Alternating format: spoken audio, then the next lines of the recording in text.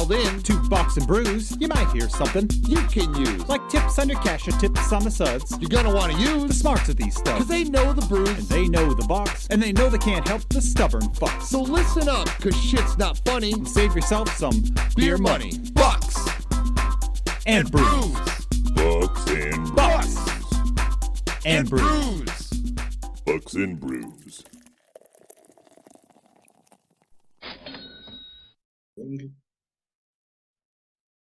Welcome back to Bucks and Brews. We didn't get together last week, Nick, because you had an issue. Oh, yeah. Yeah, you had to go out of town and get some personal things taken care of. Well, Um, nice drive. yeah, it was like 10 hours. Yeah. So I mean, never fun to have to do that, but luckily in our lives we have the flexibility to be able to go do that. So But we can make it happen. Yep. So we skipped last week. I'm trying something new tonight Me called too. not drinking. One of the things we're going to focus on later in the episode is mental health. Nick and I have both been struggling the last, 45 years for me. And well, on my birthday, I got a little toasty, and Dawn got a little pissed off at me for getting a little toasty, and I told her to lay off for a bit because you can only drink so much. Yeah. So tonight I'm gonna go the non-alcoholic variety because this is still Bucks and Brews. It is. I'm gonna have a little Bat Blue non-alcoholic, and I'm gonna mix it with a Guinness non-alcoholic, and I'm gonna have a fake black and tan. I said I have a buddy that drinks non-alcoholic all the time. Oh, Whoop. making a mess. And let's see here. I am going with collective arts, creativity. So this is from Canada. That's not bad. All right. I don't even know what the heck. Oh, brewed with pineapple, limes, coconut, strawberry. Then I have a passion seeker, pineapple, passion fruit, and guava hard cider from Blake's. And from one of the breweries we love, dear to our heart, Destil Brewing. Oh, we do love Destel. It's a tropical ale from their Wild Sour series. I know how you love sours. Yeah, I was supposed to bring you a sour tonight. I failed. it's all right. I went to Wisconsin for that little trip, and I got there and they had Distill on tap or whatever. I was like, oh, let me get one of those. By the way, I don't know which one of us looks like Goldberg from WWE, but thank you for both of us because we're both going to take credit. Both. I'm a Bill Goldberg captain guy. Like I'm pretty excited about this. You have a much bigger beard than he ever had. No, it's kind of weird. So yeah, we Maybe. Oh, he said WWE. It's like maybe he meant Goldberg from ABC. ABC. Yeah, there's a Goldberg show on ABC. I don't know. Oh, the Goldbergs. No, Yeah, I there was you go. thinking sorry, Mighty Ducks. Oh yeah, we both look like him too. I don't know. I'm a little more like Goldberg because I'm darker, but he lost a shit ton of weight when he got homeless. Yeah. Yeah, that's sad, but that's life. So, yeah, I'm kind of excited about what I'm drinking tonight. So, Those look awesome.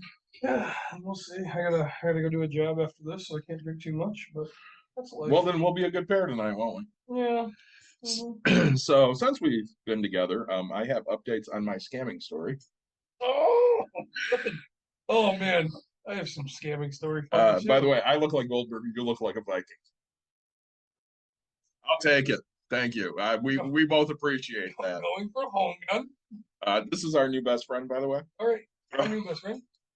So, my scamming update. I posted all 54 pages to bucksandbrews.com. So if anybody wants to read it, good.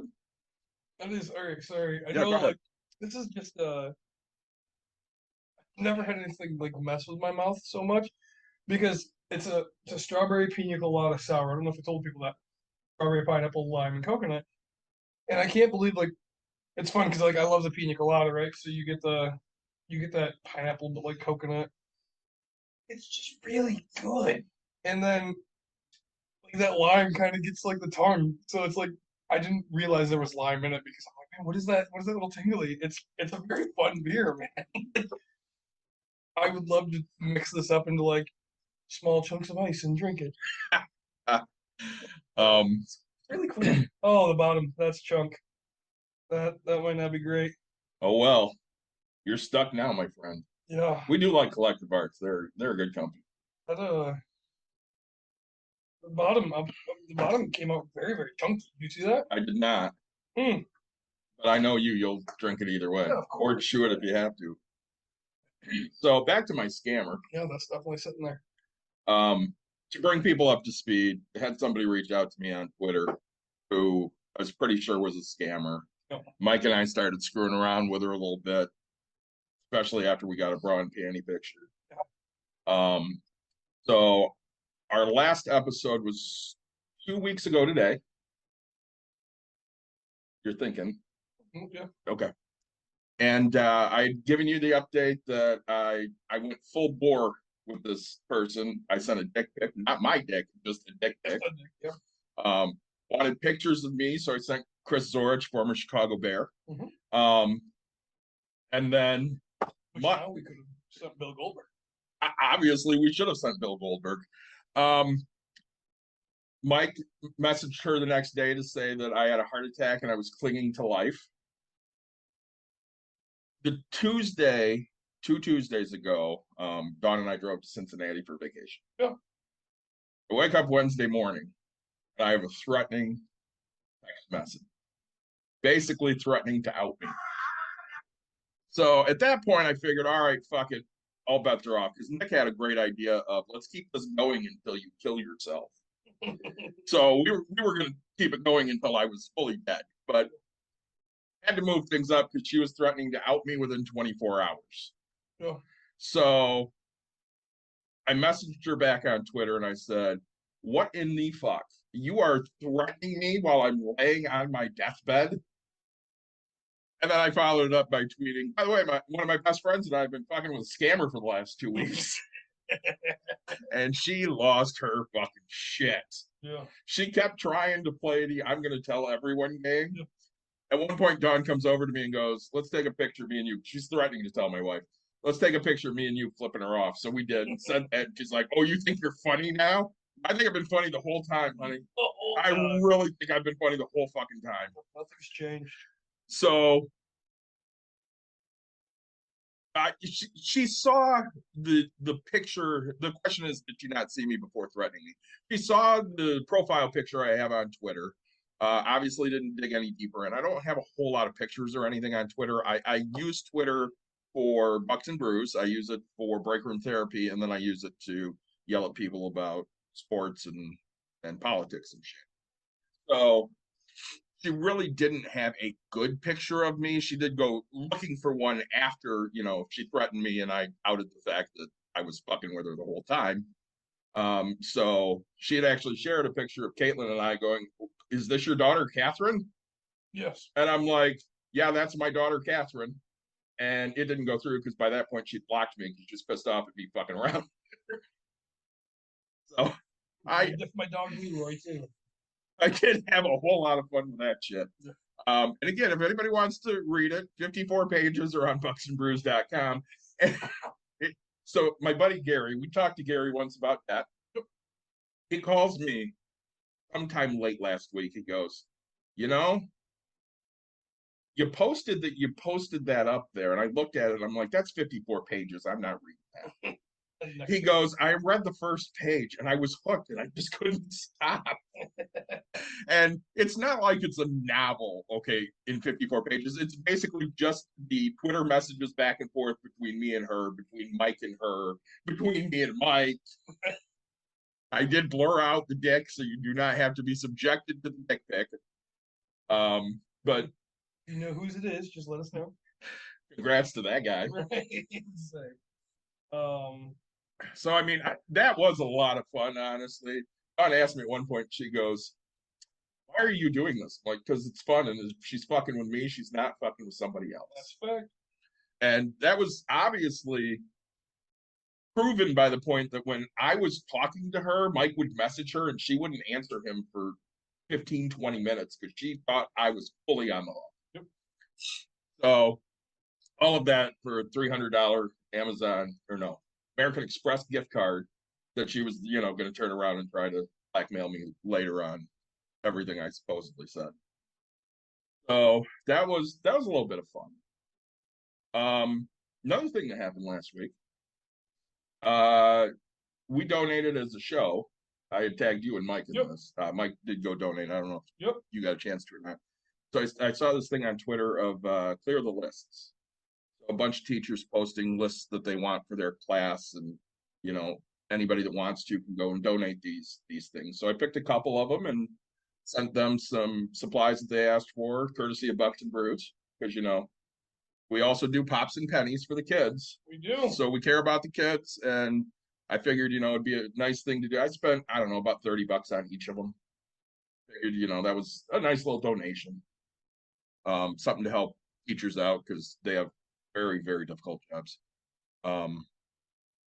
So, little paying it forward from Bucks and Brews there. Yeah. That's I got online, took a quick look. Mike said he's like, all right, donated, and I was like, all right, throw a little bit of money on it. I don't know if we had to like sign anything for saying where it went, but So to interrupt you here, Sly. We don't have a company. I mean, we have a company, Bucks and Brews. We're an LLC. But basically what we do is we talk financial issues. We try to do it every week on our podcast, and we stream it to Twitch. We're always drinking something that, not necessarily that we haven't had before, but something that we either haven't had before or that we like. Yeah, I say great. Like, I mean, there's months on end that I'll just go in and I'll drink Bud Light or whatever. And right now it's summery time, so I'm drinking all these sours and random beers. Like, it took me 15 minutes because I walked into the cooler and I was like, God, I've had like everything. And sometimes you just don't feel like having that. I've been making a lot of old fashions. So it's like, but I haven't made any here on this, right? Right. So I don't know. We just enjoy having something, and it gives us another thing to make us one with you, right? Hopefully you're sitting at home or wherever you're doing, listening to this, going, oh, I'm enjoying my quick night. So well, and I think that's one of the things that also makes us relatable when we're talking about money and stuff is, we're just it's like you're talking to your friends at the bar over a drink. There have been times, like when they thought I had pancreatitis that I couldn't drink, so I had, soda or pop or whatever, and you would have something. And obviously now I'm having the non-alcoholic variety because I'm gonna, be dry for a little bit here. Hey, this one's from India. Shout out to India, Sly. We post this podcast and it goes, on all of the streaming services. You can find us on Google, Amazon, Apple, everything. So we got a lot of content out there. We talk about money issues. Sometimes we're a little more topical. We were topical with the last episode talking about the Roe versus Wade decision in the United States here. We're going to be a little more topical tonight, talking about some mental health stuff. Scammer issue. Yep. Of life, which is fun. And by the way, if we do get a scammer tonight, we're going to put them right up on the show. Always. And talk to them because that's always fun. I mean, I had to go pick up my mom, right? That's what happened, my family trip, whatever. And I end up in Eau Claire, Wisconsin. Almost to Minnesota. Yeah. I end up going to a bar one night after a baseball game. Imagine that. Let's see here. I had, I don't know, multiple shots of Blanton's. I had Pappy 10-year, Pappy 12-year. I had Eagle Rare. I had Larceny. I had else. I had a lot of stuff. Expensive How stuff. much do you think my bar took?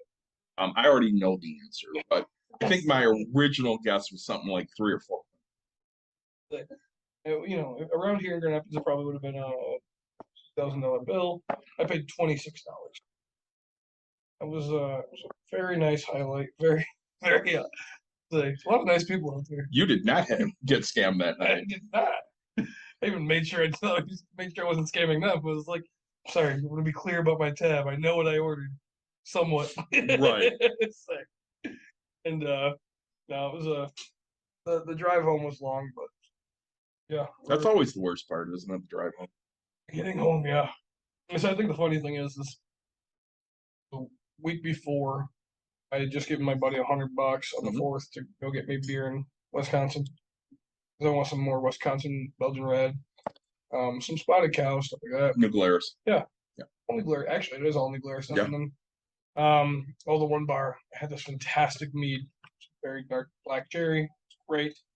Um, and but so I gave him money, and then I ended up out there. I didn't buy anything for the way back, and then he went Sunday.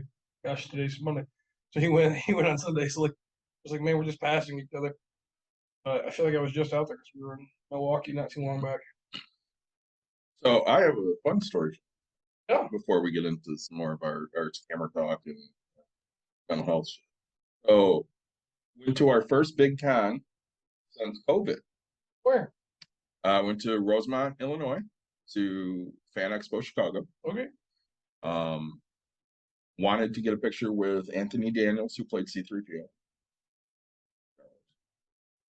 and Carl Weathers, who of course is Apollo Creed.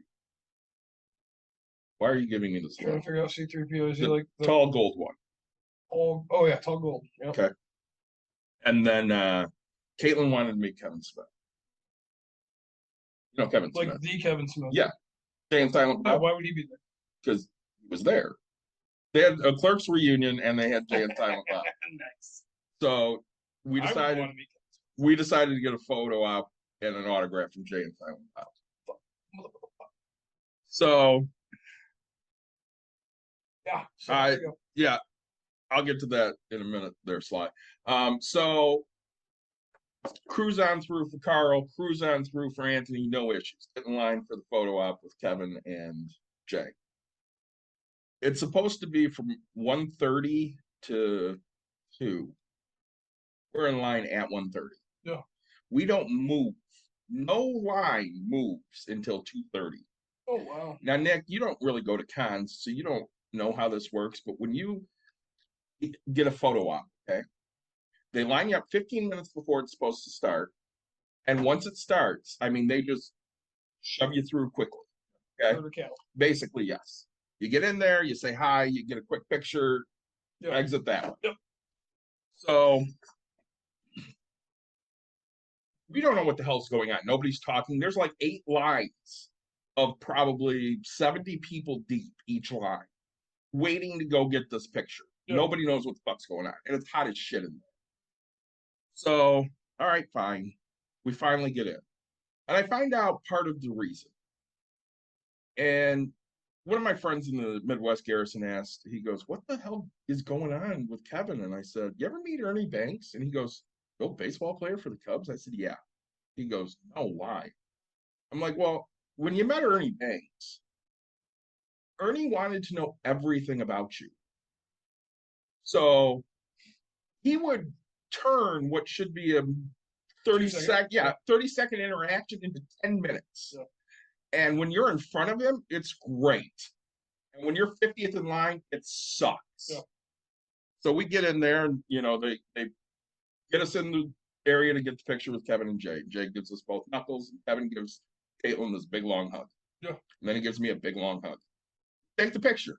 Knuckles to Jay. Kevin gives Caitlin this big long hug. Like a minute hug, dude. What? Sign on the back of the building.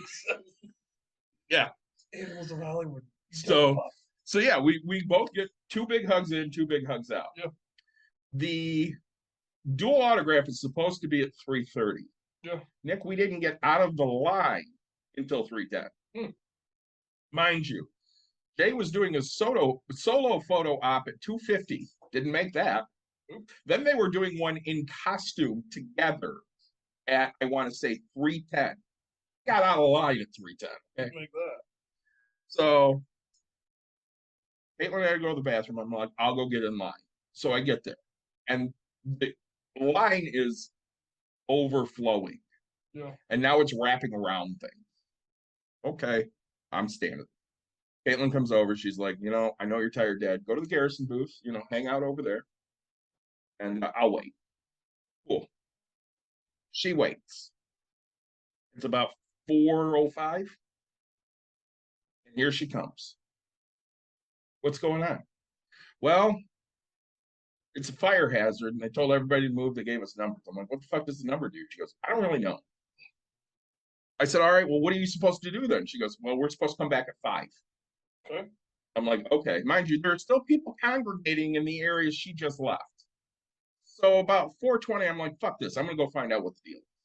So I walk over there. I'm standing there for like 5 minutes trying to get somebody's attention. And I walks through again. Listen, you guys got to clear out. There's a fire hazard. Come back at 5. I go back over and I tell Caitlin, I'm like, oh, you said the same thing. So I guess we'll just kind of hang out and wait. By 4:40, she's had it. She goes to find somebody. I'm like, all right, let me know what you find out. And I get a text message from here after like 5 minutes. I'm like, all right, so I go over there. She goes, they're still not done with photos. No idea when they're going to get here. I've been here all day. I'm tired. I want to go home. I'm like, all right, so what are you telling me? She goes, we can get a refund. Really? I'm like, all right. Not enjoying it. Not much. Not since all of my sediment went in there. Yeah, sediment's not for sharing.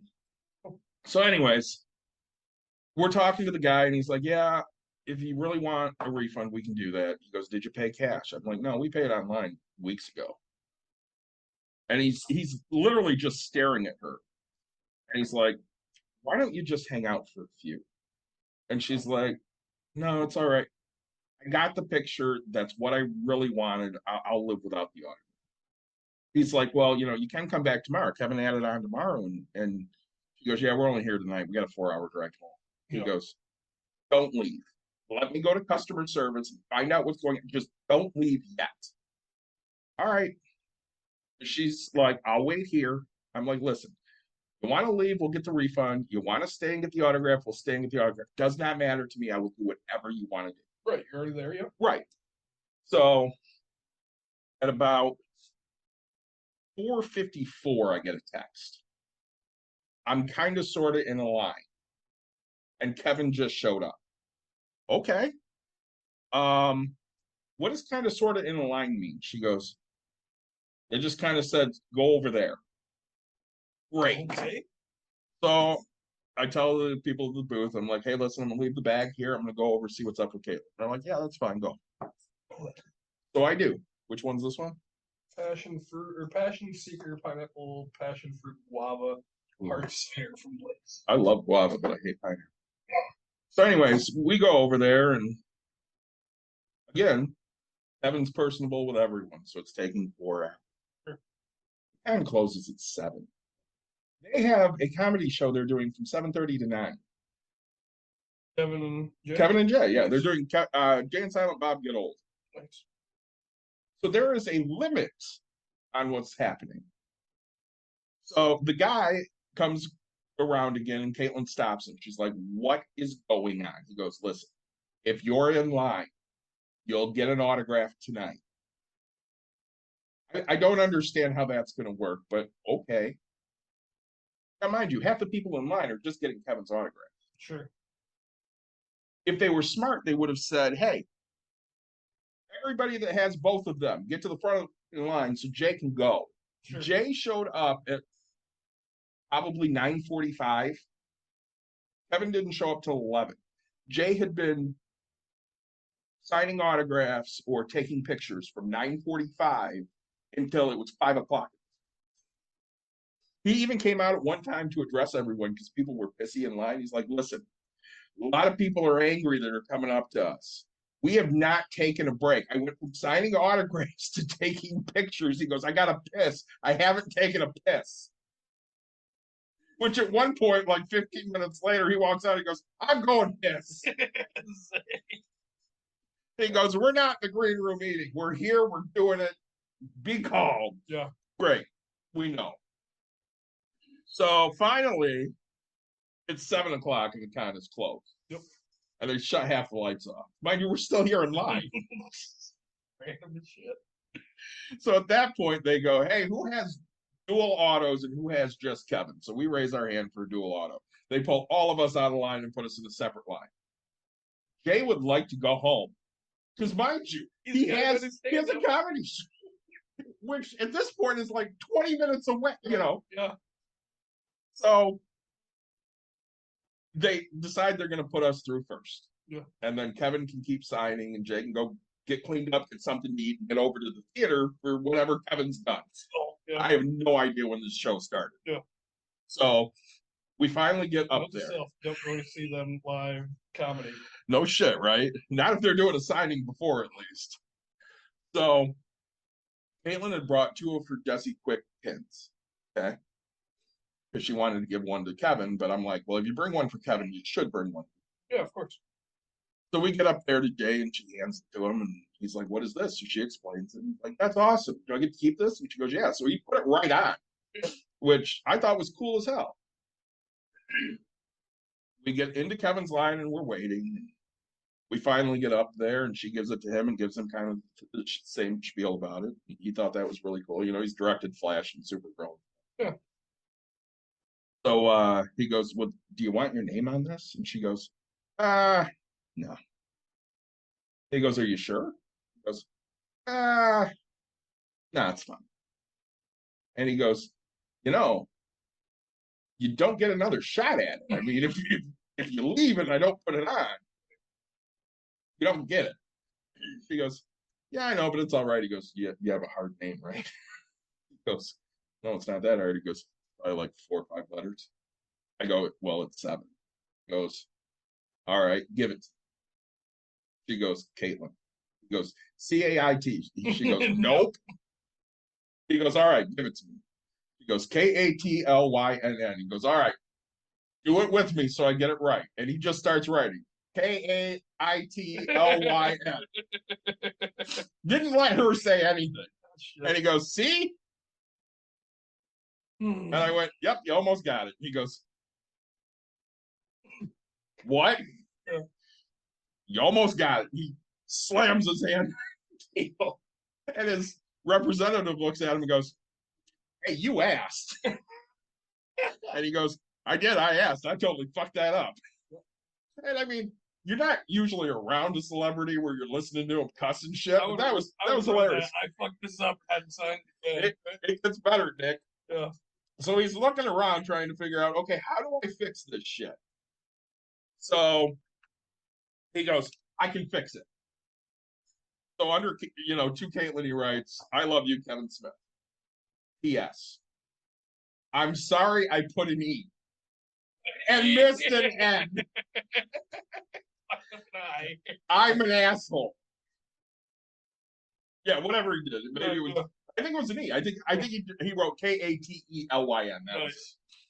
I'm sorry I put an E and missed an N. I'm an asshole. I love you, Kevin Smith.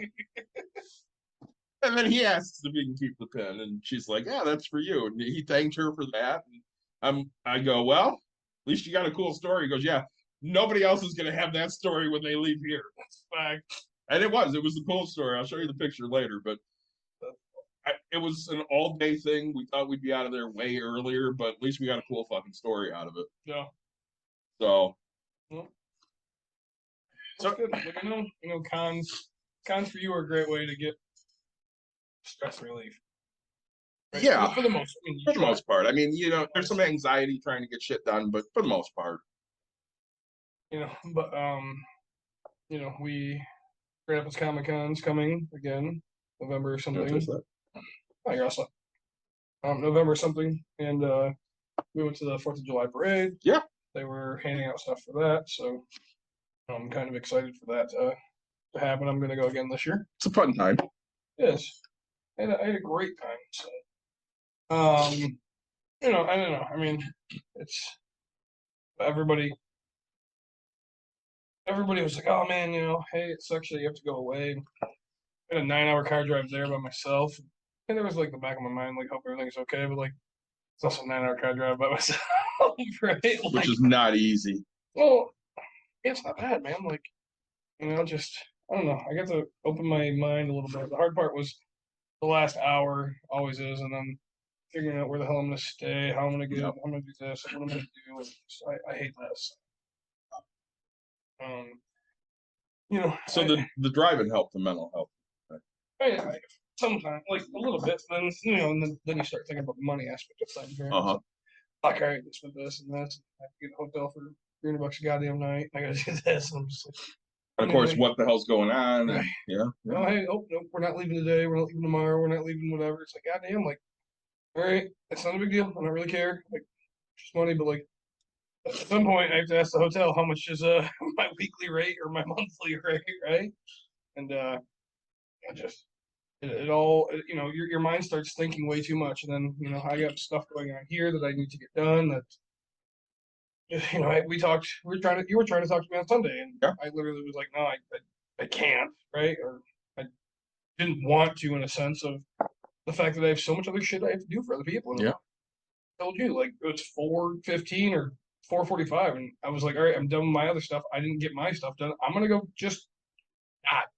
Right? Like, Your answer was, I'm gonna lay in bed. I'm like, cool. yeah, like I was pissed. I mean, just absolutely pissed because I have to. I have a unit that's vacant. I've never taken this long to get it back on the market. I have a house that I'm flipping right now, and it's going fine, but it's just, it's a lot of fucking work. Yep. That's it. And I'm stressed, like beyond belief, right? Well, and Everybody says, and you have to be very tolerant of people, and you have to like be in a mood to read people, But here, let me, examples. I get examples. Like I get a million fucking people that hit me up, about my rental, right? And don't get me wrong, I'm not the most detailed on it, but I'll pull it up for you, right? Just, so read that, right? Okay. Now, dude, how much is rent? $1,200. Okay. 2-bedroom, 1 bath. How many bedrooms is it? 2-bedroom. How much is it for rent? $1,200. How many bathrooms? 1. Oh, okay. How much security? Doesn't say on there. It didn't say. That's true. I understand that, like, as a question. But like, it's just like asking me the same fucking questions, and I'm just like, don't ask me questions if you haven't read the goddamn thing. Like, you read nothing, and like, I'm in a point in my life where, like, I'm not. I don't want to sit here and feel like you're just wasting my time. And when you waste my time, I don't take you serious. The problem is people will not do the smallest amount of investigation to answer the simplest questions. And then they'll turn around later and tell you they did their research on something they've obviously never researched and do not understand, even if they had research. Yeah, and I don't know, I'm getting really irritated with it all. Have to get it done. So, how much? 1,200. No deposit. 1,200. How much for everything? All right, 1,200, 1,200, $40 per person. Background check.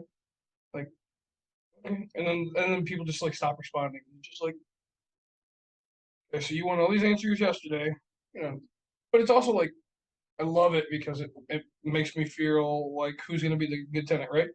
It goes back to the fact of when something goes wrong. Okay. Mm-hmm. Hey, my water heater's out. My water heater's out. My water heater's out.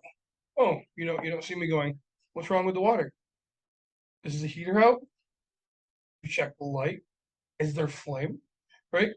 But those are the same people that are gonna be like, my water heater's out and I need it right now. My baby takes a bath at 2 o'clock every day. Yeah, well, it's not gonna happen, and so, but I wish we could reverse roles so much. Something I do like, hey, where the fuck's my rent? My rent? Where's my rent? Where's my rent? Where's my rent? Mom. But you wanted in so bad. You wanted all these things. You wanted everything answered quick. I gotta come see it.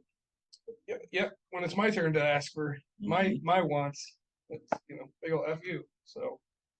And those things add to the stress that we have every day. So, I haven't really been shy about it. I don't know if I've talked about it really in depth, but the way I've handled stress the last 6 years has been very, very destructive. I let it build up until I either absolutely explode or I overdrink. Yeah. Because I cannot shut my brain down. Just can't do it. And Dawn asked me the other day, she goes, "What's the difference? You were on vacation, we were on the boat, you drank all day long. You never even really got buzzed." I wasn't thinking about anything. We were having a nice time. I was drinking because I enjoyed drinking. I wasn't drinking to forget about everything going on in my fucking life. I don't want to think anymore. Yeah. I just want to stop fucking thinking. And I mean, I made the comment to her yesterday while we were arguing. She'll never listen to this. Listen. We're arguing yesterday, and I bring up the fact that it pisses me off when her and I argue about you. Because you and I are essentially the same person. You're just about 10 years behind me in something. Okay? Because again, you're 11 years younger than me. So a lot of the things you believe now are things I believed 10 years ago. And, you'll probably evolve to where I am right now, and I'll evolve even further at some point, right? And I go, she brought up the fact that, you got into it with Ashley that one day here. Yeah. And she's like, "Well, you and Nick you're just too similar. You're just the same person. And he's an asshole." Okay. So I'm an asshole. Which, I mean, I know I'm an asshole. I mean, we say that all the time. We're totally upfront about the fact that we're assholes. But we're fair assholes. We are. But you don't necessarily want to be in the middle of a fight with your wife, and she's not telling you at that point you're an asshole, but she's telling you that your friend, who she has just admitted you are exactly alike, is an asshole. Right. And she makes the comment, she goes, "I love Courtney. I love Emerson. I like Nick. If I never saw Nick again, I'd be okay." Okay. So Nick's an asshole, and I'm just like Nick, and if she never sees Nick again, she's okay. Where the fuck do I fit into this shit? Right. And of course, that just has an even worse drain on my mental health at that point, and I feel even shittier about things that are going on. It was a tough spring. It was a tough softball season. I mean, we had a great season, but I battled through a lot of things that I did not want to and did not expect to battle through this year. And again, we had that talk a few weeks ago on air, and thank you very much. We do try to be nice guys, and we are typically pretty fun to listen to there, Sly. Well, that's the issue, though. We're both very decent human beings. We're both very passionate people, right? And it's when you look at it,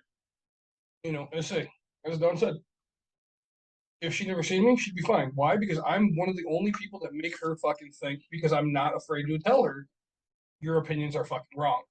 Right? I don't agree with everything you say, and she doesn't like that. Right? Like, not about, if you don't think my way, fuck you. And she said those words, right? Yeah, like, she has said that. And so I sit here and go, okay, fuck me. Like, you said these words, and I don't agree with what you say. And here's why. Oh, well, it's not people like you, and you guys always say, oh, you're an anomaly, you're this. And it's, no, fuck that. Like, you specifically said these words. I fit into this fucking group. I don't fit into your bullshit. Like, fuck me. Okay, like, and well, no, okay, fine. Then take a look, take a deep breath into your eyes, and quit saying that it's always me. Quit saying that it's people like, no. Guess what? I take responsibility. Like, again, I can admit I'm an asshole. Why? Because we don't agree. People who agree with me think I'm the greatest fucking thing to ever walk this planet Earth. People who disagree with me think I'm an asshole. Right?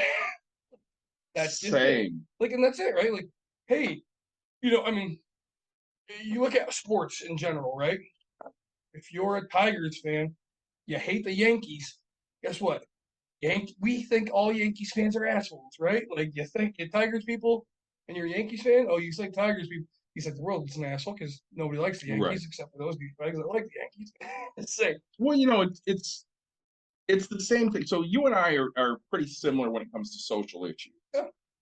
We're not nearly as similar when it comes to financial issues or even the, poor people and the spot they're in. Sure. Yeah. And I was texting Ariana earlier, and I told her I'd probably bring her up tonight.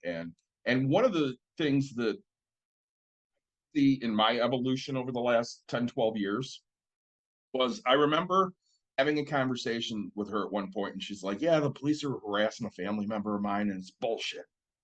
And I said to her specifically, Yeah, they don't do that. Police don't just hassle you because they want to have a good fucking time. They do it because there's a reason. Mhm.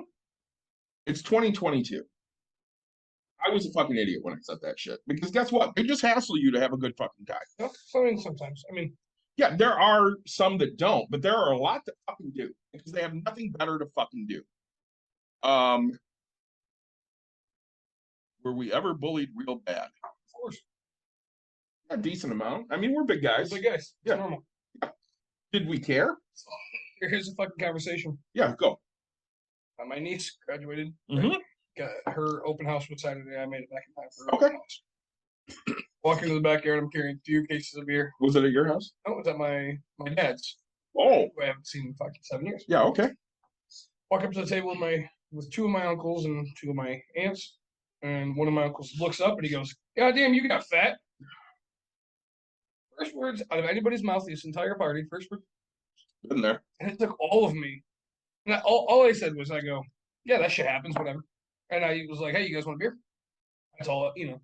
And it took all of me not to go, "Oh, I'm sorry, fucking I can afford to eat. I'm sorry you got fucking old and you fucking kids can't even fucking joke." Like I almost lost it. Yeah, yeah. And Courtney's like, "Oh, I'm glad you didn't." But I was like, and that's why people like, okay, you think I'm an asshole, but you should think the things that come through my fucking head, right? Like, Well, that's just, I mean, we only say maybe 1/10 of what we think, which is a scary fucking thought, honestly. I mean, there are so many things I don't say. Like, Dawn and I will have that where people are like, "Man, she's such a bitch. You're so much calmer than she is." No, she says everything she thinks.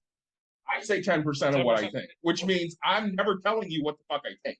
and it's again, Dawn has a special relationship with this girl that I get in an argument with. She does whatever, right? She respects her opinions. She does this. But the fact is right, like when this conversation happened, and as I said, she said, you don't want to do this with me. You don't want to have this. And I said, yes, I do. If you want to have an educated conversation, I want to have this. Well, no, I do this. Again, do you want to have, like, you're telling me I don't want to. I'm telling you I'm willing to do this because I can clearly see we are both on different sides. And we're both at this moment, like, of, yeah, you're wrong. You're wrong. Again, sit and have a conversation with me because I'll never change your opinion. You'll never change mine. You'll see a complete different side, right? Like, I don't care. Well, and that's part of it too, because how most people look at it, they're like, "I don't know you and I don't want to argue with you and just fuck off." Yep. And that's great because there are plenty of people I say that to as well. Oh, yeah. You and I don't see eye to eye on a lot of things. So we sit here and we have the arguments, but again, we're friends, so we can sit here and have the arguments because we respect each other's opinions. Right. And if you're right at some point, I'm going to go, "Hey, Nick, you were right about that." If I'm right at some point, you're going to go, "Hey, David, you were right about that," because that's what grown-ups do. Say, Now, am I a grown-up with everyone? Fuck no, I'm not. There are plenty of people I'm horrible to because I don't like or respect their opinion. I don't know them, and I'm not going to. Fuck them. Nope. And I mean, you and Ashley are that way. You don't know her, she doesn't know you. Her opinion is fuck you, and you're like, okay, that's fine. I don't care. Seems great. Like, guess what? No sweat off my balls. Right. Like, I haven't lost a friend. You know what I've done? Nothing in my life at that point. Like, Yep. thank you for wasting 6 minutes of my life. I'd like it back. That's the only way I look at it. Well, and at the end of the day, could you two have helped each other, see a different side? Yeah, absolutely, you could have. Well, that's it. But you have to have two people that want to have that conversation.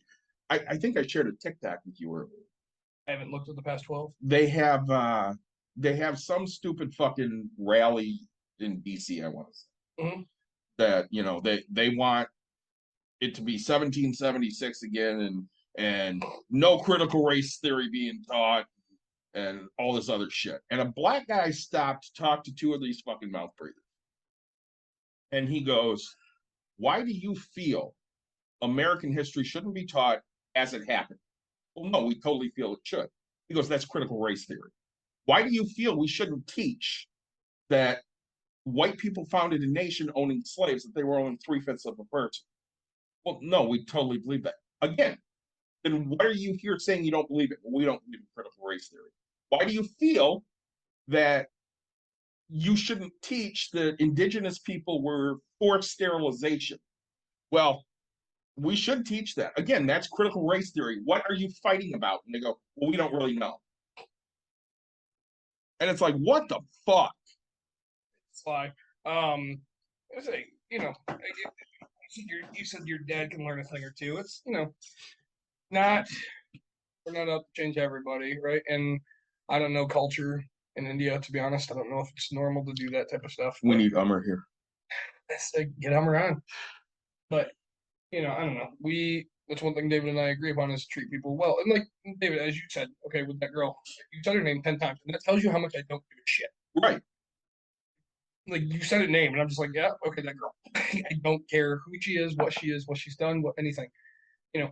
And again, I look at it in the sense of I have something that she tells me that I would have perfect for her. And the way I told you last time, she did a complete injustice because I was willing to listen and give it an opportunity. And I have an open unit right now. And she said, I have 1 million people. Where the fuck where are you to line it up, right? Like you got the balls to put your name out there, right? Grow a sack. Here we go. Say, but somehow I'm the asshole, right?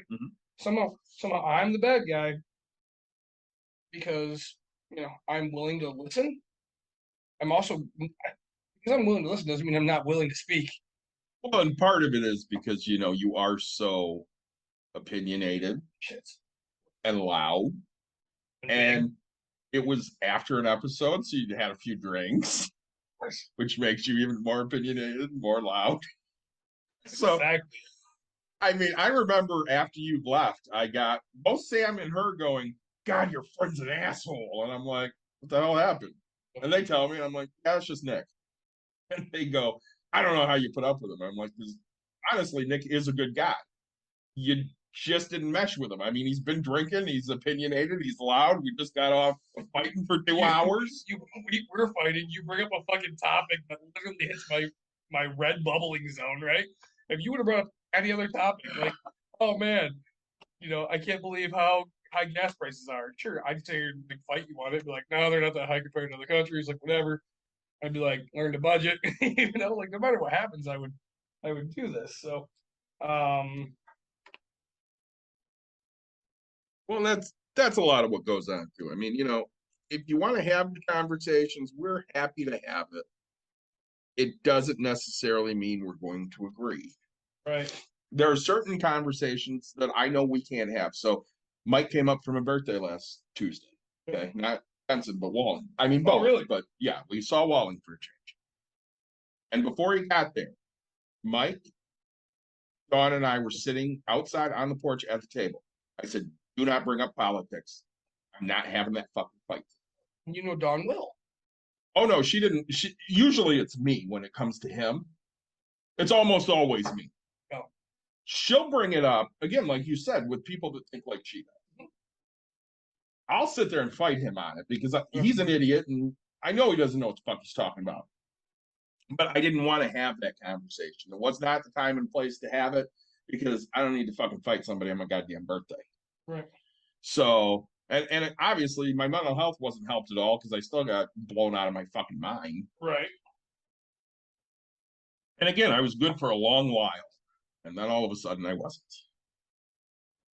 And that's usually, unfortunately, what happens when, my mental health is suffering. And I decide, hey, let's have a few drinks. Yeah. And that's, I don't know. I mean, when that's what makes it sad for me, right? Like we're getting onto this men's emotion thing. Mm-hmm. The fact that Dawn can say if she never seen me again, she'd be fine with it, right? Like the fact that I own a business, she owns a business that has so much less government control in this fucking business. You guys bitch about 13-year-olds and not being able to do younger ones. Oh, I wish I could help these young kids.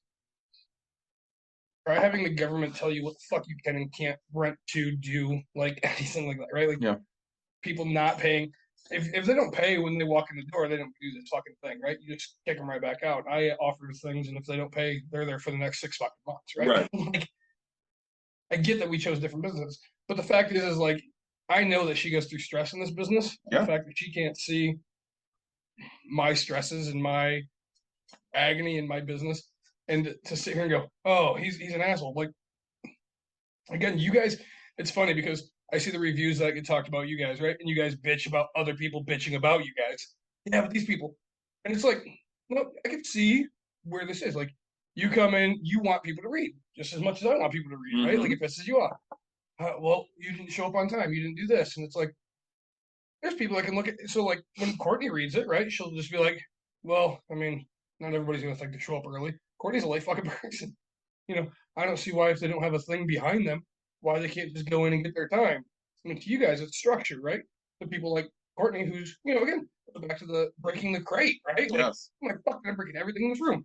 Why would you think that way? Because that's how my mind works. Like, Yeah. fucking break everything. And so, one thing I say is, like, she just doesn't see all sides of everything, right? Like, again, you told me you don't break the crate. Don't break the fucking crate, but like, if you didn't tell me, that would be something I understand why people broke it. Like, Well, because my mind thinks, fuck this rage, right? well, Like, and the annoying thing about it is, Dawn thinks I say too many things you're not allowed to do in the fucking room. But I bring up everything you're not allowed to do that people have fucking done that pisses me off. Don't move the table. Don't flip the table. Don't jump off the fucking table. Don't hit the walls with the stool. She goes, all you do is sit there and go, don't. I said, yes, but do they ever do the shit I tell them not to do? No, never. I look at it and go, I've never once read your fucking rules. Mhm. Never. First to admit that. Still, I know because of the conversations you and I have had. Yes. Not to, like, I remembered to wear shoes that night because I wear sandals all summer long. Yeah. I wore shoes that night because I was like, oh fuck, I can't have open toed shoes. I would be the asshole to show up with fucking sandals. Like, I'm that guy. I'm wearing them right now. I'd be like, oh, I guess I fucking missed that, huh? Like, and yes, I'd be pissed because I'd be like, man, you guys don't have things to cover these? Like, why? Like, I'm here. Sell fucking shoes. Do something. Give me rental boots. That's why we got rental shoes. And then we have people that bitch and moan about rain. And it's like, we don't have to have anything. Right. It's just, to me, it's, I don't know. I go to places like this and I compare this to Chuck E. Cheese. Craig. Yep. I've never once fucking read a rule at Craig's Cruisers. Well, maybe I read a rule about the trampoline park. I think get their socks. So, that's a huge thing. But, like, I walk in, I play a fucking game, I figure out how to play it. I've never, like, I don't sit here and no, Americans are just like that. Yep. We don't think about what these rules are, what your regulation. Oh, it says right here, clear, you can't be, less than 13. I didn't read that. Well, see, I don't read shit. I think part of the problem with, that you bring up is, you're a business owner, she's a business owner. But I think it's hard, especially for somebody like Dawn, to look at you as a business owner, because even though you are and you own a business, you provide more of a necessary service than most other businesses provide. Okay. More than what a restaurant would provide. Again, you could go to a restaurant or you could cook dinner. You need a place to live. And for a lot of people that rent, they don't have the ability to buy a house. Their credit isn't good enough, or they don't have the down payment, or whatever they have. So they are forced to go to somebody that's willing to rent them their property. Yep. And it's not necessarily a choice. Right. And I think for a lot of people, they look at that and they're like, well, that's not really a job. And again, you fight against these, slumlords, because you're a used car salesman, essentially. Nobody wants to deal with a used car salesman because they're always bad. Nobody wants to deal with a landlord because they're always bad. And again, we talk about you. What Nick does is Nick owns a bunch of rental units that people live in. Sly's asking what necessary service is. So he has a bunch of apartment complexes, some houses, some duplexes, stuff like that. So, when we look at it, I've said it a million times, you're the anomaly, you're the exception to the rule. And it's because when you're dealing with most of these businesses, they're run strictly as a business. You, and you'll admit this, run a shitty business because you're compassionate and you give a shit and you're trying to give people the benefit of the doubt.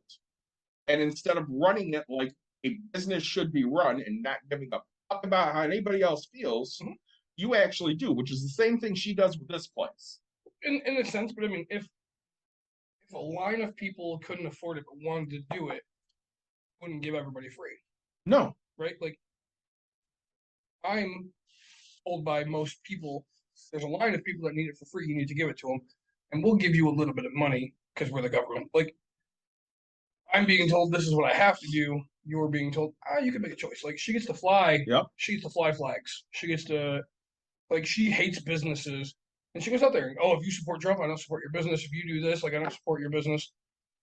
And in my business, guess what? Like, in theory, I can't support a side. Like, I'm not allowed to have an opinion in my business. Businesses aren't meant to be about what your fucking opinion is. It's meant to be a business that is what Caters to everyone. Right? And so she's like, I don't care if you don't like it. And it's like, but you have to understand that there's people that don't like it and then they don't support you, and that's got to be okay. Don't hate on the business that doesn't have that option, right? Like, it. Oh well, and everybody's opinion is always, well, don't do it in a hurtful way. And it's like, okay, back in the day, blacks couldn't sit where whites could sit. They couldn't even. They had to order on the back. Like, you come here and gays are welcome, and hey, these places gays aren't welcome. It's like, I get that it's a hate thing. I have to, like, my business supports that I have to do everything. Like, I can't stop you because you're a hateful person. It sucks, right? Yeah, because I know what you stand for. Yeah. You ran a gay pride event. Yeah. Before that was a thing in this area. Yeah. Because we are in a very Christian, conservative area. Yep. And you ran it in a very Christian, conservative city of Hudsonville. Very. Extremely. And I brought up the fact that, I get that you get pissed off at Nick, but at the same time, you have to admit, Nick is selfless a lot of the fucking time. And she's like, yeah, but sometimes he's just an asshole. Yeah, you can say the same shit about me. Say it about anybody. You right? really can. Like, and I get she's changed in her thinking a lot, especially, the last 6 years, because of a lot of what people she cares about go through, women and LGBTQ and stuff like that, people of color. Yeah. She sees those things constantly, and I think there's a lot of white guilt there in some ways, because she said a million times if she never left the east side of the state where she lived in the Thumb, she would believe what those people believe, which is there's not an issue. I don't know why anybody makes an issue out of this. And that's why it's very hard. Yes, we have merchandise. Let's say, I don't know if we ship to other countries right now. We probably could. Let's say, but like, and that's the hard part, is just like, so I can't. I don't wish to go into conversation and what everything is set up, right? But again, every time my wife gets around my father's family, he just asks how the fuck I got to how I am. Right? And this is very much same, right. And so I'm the Thumb area grown, born, and raised kid, right?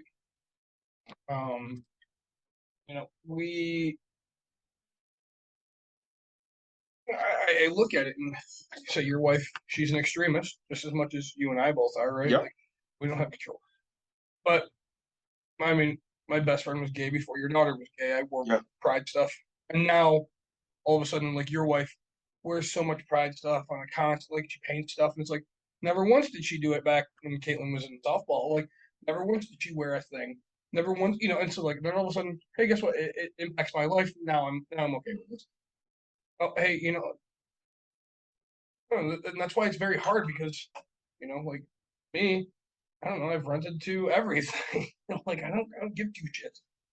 But on be like, oh, here's my flag for Black Lives Matter, because it's a new thing, and it's like, I don't have to, like, my actions show it, right?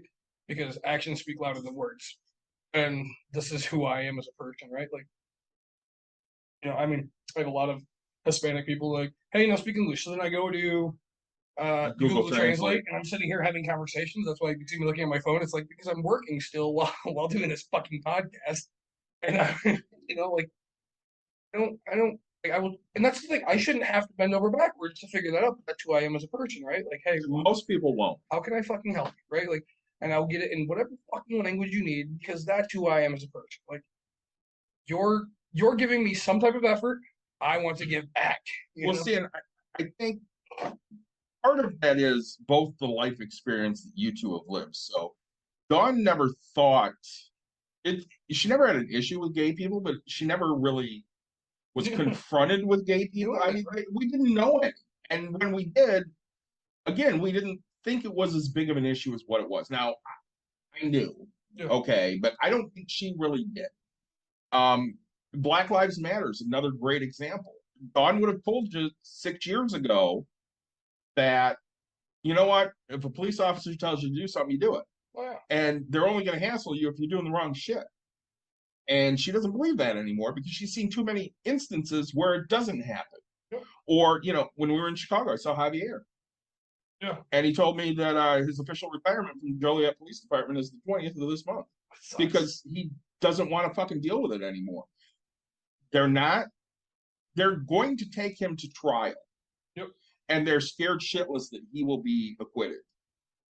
And he's already told them, when I'm acquitted, I'm slapping a lawsuit on the city, I'm slapping a lawsuit on the department. Oh, sorry, that's us. That's us, yes, I replied. You know, and I'm excited for new colors. I'm like, oh, shiny. So, I mean, you know, I don't think she was ever confronted with those things. And again, living in Plainwell, I had this conversation with somebody the other day. And I'm like, yeah, we had 2 black kids in school. And you're brown. And I'm brown, yeah. I mean, we had some Hispanics, Yeah. not a lot, you know, but again, I was brown. And people thought I was Mexican because That's all that's what they would have known. Nobody knows Persian, right? And you know, that's fine. But I didn't really understand. You have a total different viewpoint. You grew up in a black city. Right? Like You were the minority. So you have that different life experience than Dawn or I had because I don't think Dawn had any black kids in the thumb. I don't think there were any. really? I don't think so. Yeah. And if there were, it was like Plainwell, it was 1 or 2. I guess I just would have assumed. I mean, now it's brown, right? Well, it depends on where you are. I guess I was just assuming the thumb is Saginaw. So It's close-ish, but no. like go farther, yeah. Yeah. I mean, literally, her graduating class was 22 people. Sure. So it's what you run into, unfortunately, and it's a lot of it's what your shared experience is. So you and I had this talk a couple weeks ago, when I brought up foster mom. Yeah. And you're like, Dawn doesn't put up with shit from anybody. Why does she put up with shit from her? Yep. Yeah, she opened her fucking mouth again. And Dawn fucking had it and basically told her, fuck off. She's not dealing with her anymore. And because, you'll put up with it from people that you care about, but you will put it up from people that you respect or, what I'm saying? Like, and that's the whole thing is, right? Like, I try to be true no matter what, right? Like, I don't care who you are. In the end, it doesn't bother me. Like, I'm very selfish in that sense. Like, I'm not a selfish person, as most people know. I'm very giving. I'm very that, but like, I'm a very selfish person in the fact of my thoughts and the way I do things. I understand that what the fuck you do to me, like my uncle saying, "Hey, you're fat," doesn't like I sat there and drank beers. I didn't let it impact my life in any fucking way because what you do in your life, I'm very focused on.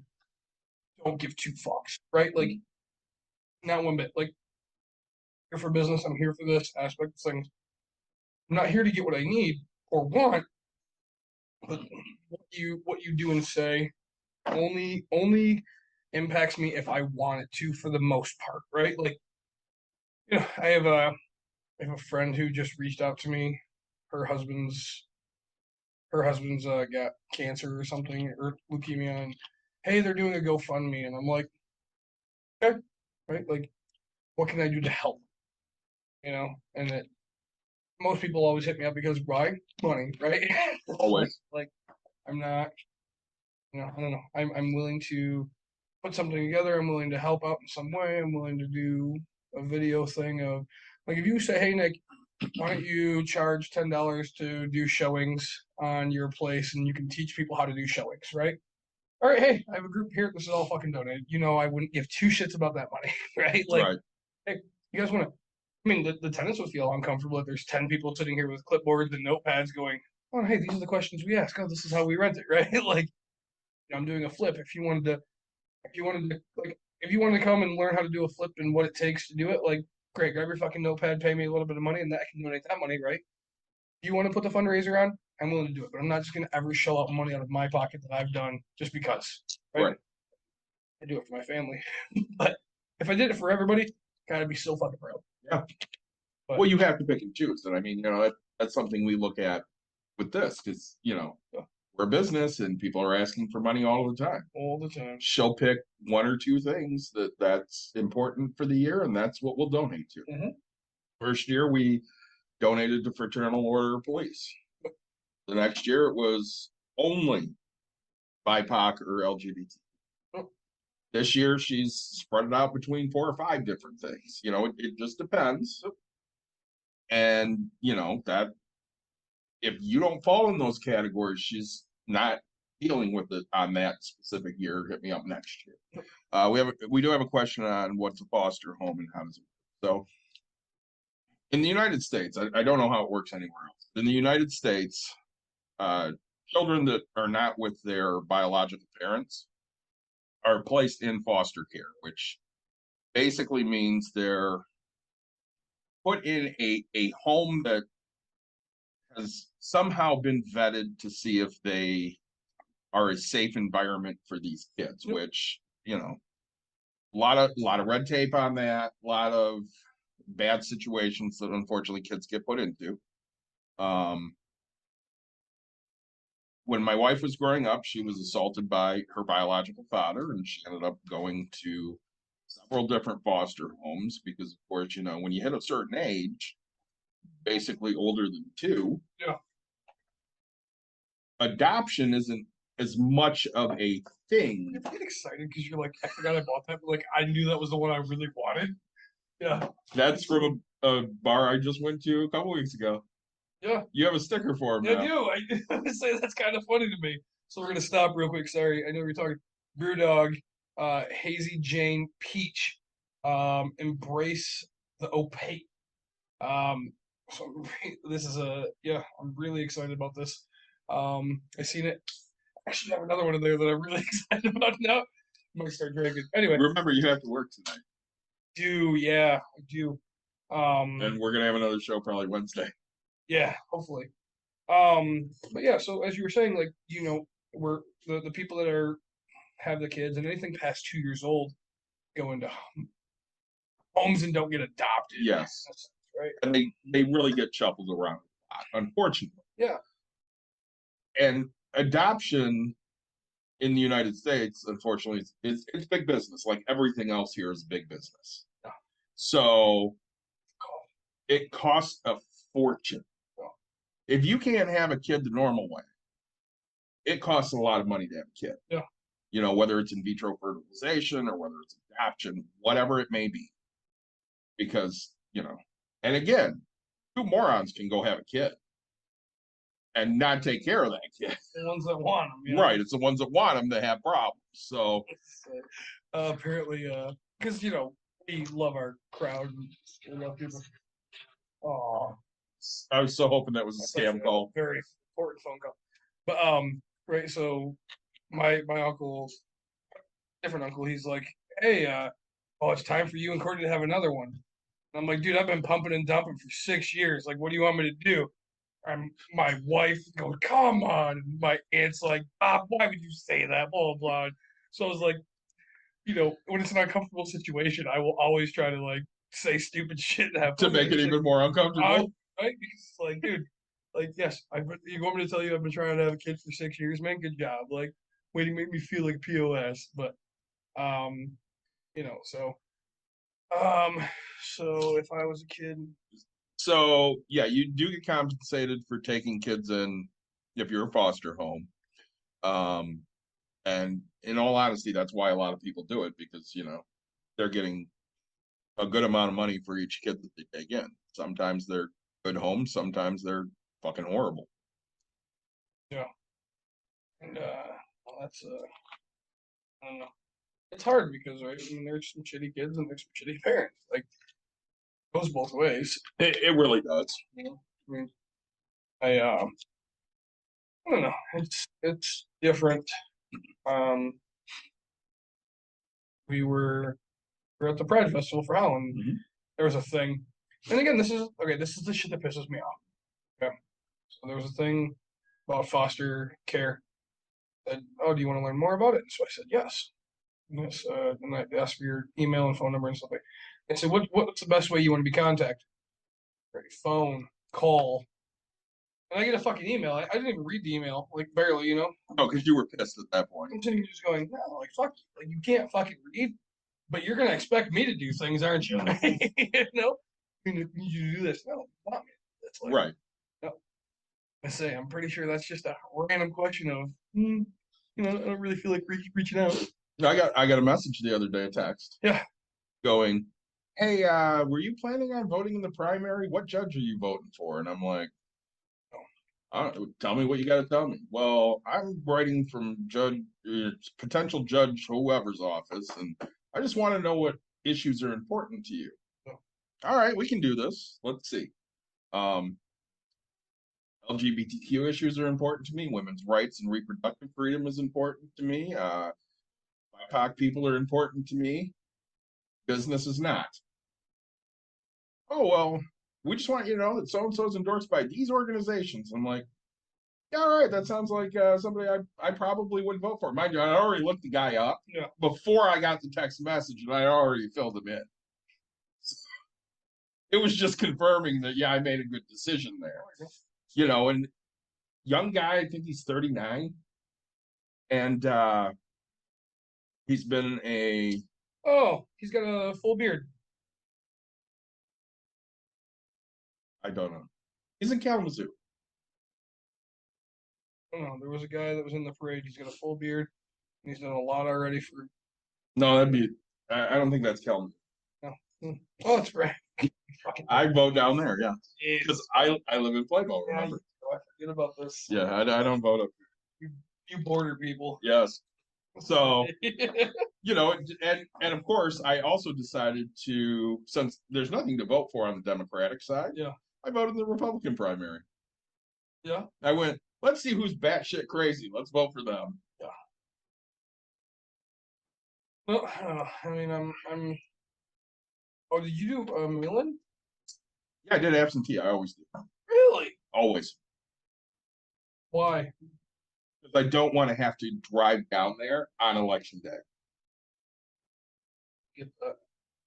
I mean, it's, 40-minute drive there, 40-minute drive back. I have to take time out of my work day. If it was a national holiday, I'd just fucking drive.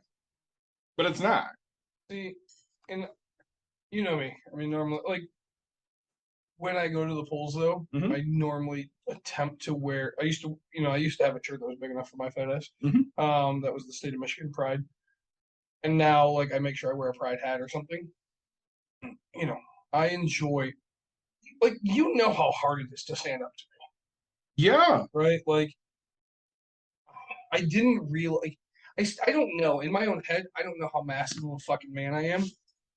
I tell you, like my back kind of hurt and my body was, and so like I had my chest kind of pumped out and like sucking my back up so that way, and like I was walking and I was like, God damn, like I'm a big son of a bitch. Like I wouldn't talk shit to me, like, but I've talked shit to people way bigger than Right. me. But like I'm sitting there just going, I think I'm bigger than I think I am, and people like are very intimidated by me. Yeah, you're very intimidating. Yeah, I had no idea. Yeah, you are.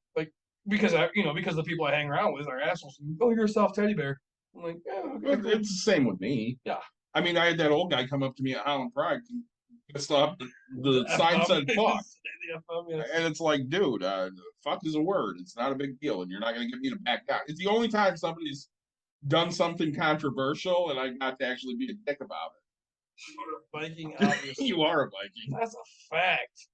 Yeah, but like, I mean, I don't know, like I just didn't know that, because I mean, I've known people that are 7'2" and just beast of men. I didn't know that 6'1" and beast of man was also intimidating, right? Well, I mean, again, part of that is you're a loud guy too, Oh, very. and that intimidates me. I mean, it intimidates people with me. Yeah, let's say, and it's hard because like my daughter, I do things to make sure she doesn't. She gets to feel uncomfortable for the first bit, but I do it so that she gets used to it, right? You know how like you ever heard the story of the elephant, with the tree trunk? So a baby elephant, they tie it to a tree trunk so that way it learns that it can't pull down the tent, the circus tent. Okay. Because in a tent it thinks I'm too weak to pull this, but a full grown elephant can pull it out with no problems, right? Yeah. So they teach it young. Basically, like you're not supposed to, but I will stand over my daughter, 6 years old, power her, make her feel very intimidated. Don't say anything because like at that point, like I don't want to go over. But now it's like when tall people come up to her and they're like, "What's up, punk?" She'll look and she'll go, "You got nothing," right? Because she's used to a big, tall person being over her, and like that's not intimidating to her. That's, oh, daddy's right here, like up, Yeah. It's like that's and so. But when I have an honest heart to heart, I get down on my knee. I do something. I'm eye to eye. I lift her up a lot because my back kills me. But I lift her up, right? And I'm like, "Hey, this is where it is." And that gives her. She doesn't have mobility to move, but we'll talk. Well, eye to eye. Like I I want to build her to not be that person that's intimidated by me because I'm not intimidated by me. Well, one of my proudest moments with Caitlin, yeah, was the first time she yelled at me. say there you go. When she sat there yelling at me, basically telling me I was an asshole. Yeah, I'm like, yeah, this kid's gonna be okay. say you got If she can stand up to me, she can stand up to pretty much anybody. The 13th Amendment. Correct. Yeah. No, commandment. Oh, sorry. The 11th The commandment. 11th commandment. Yeah. Go fuck you. Yep. Oh, fuck you. Oh yeah. I think when it comes to mental health, like it bugs me because the amount of women that don't actually care about men's mental health, but they want you to care about their thing. That pisses me off, right? Oh, hey, this, and it's everybody wants their thing to be a thing, but we talk about it, and if you say, "Hey, I just don't want to work today," right? What's your wife say? Suck it up, buttercup, go to fucking work. Honestly, my wife would probably say, "Well, then take hours." Yeah, so you have so many hours to take it up, but I don't know, and that's my problem with America is that's why to me, okay, so recoup that thought. I went and did what I had to do for my family. Yep. Okay. I spent hundreds of dollars. And why it helped me is because I learned that I can do that. Came back, I'm not broke. I still have some coin.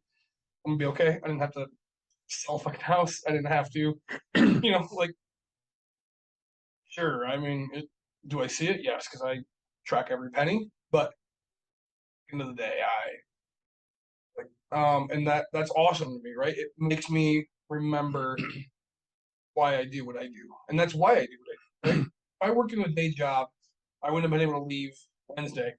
If I worked in a normal job, I wouldn't have been able to take that time off. I wouldn't have been able to, you know, my career or my business. I wouldn't have been able to do that. Like, just completely different. Well, and so I had therapy, and Angela and I are talking, and she goes, initially, she just basically punched me right in the fucking face when we started, and she goes, "I think we need to discuss this today." And by the end of it, I was just fucking emotionally drained. Yeah. But she said at one point during our talk, she goes, I've heard Don say it to you before. You're sitting there talking to me about softball or work or whatever's going on in your life. Yep. And she goes, I'll hear her say, "I don't understand how this is helping you. I don't understand how this is therapy. You're just talking about your day." She goes, and Dawn doesn't understand that that a piece of therapy. You're talking about your day, you're getting these emotions out, and I'm helping you try to find a way to deal with it.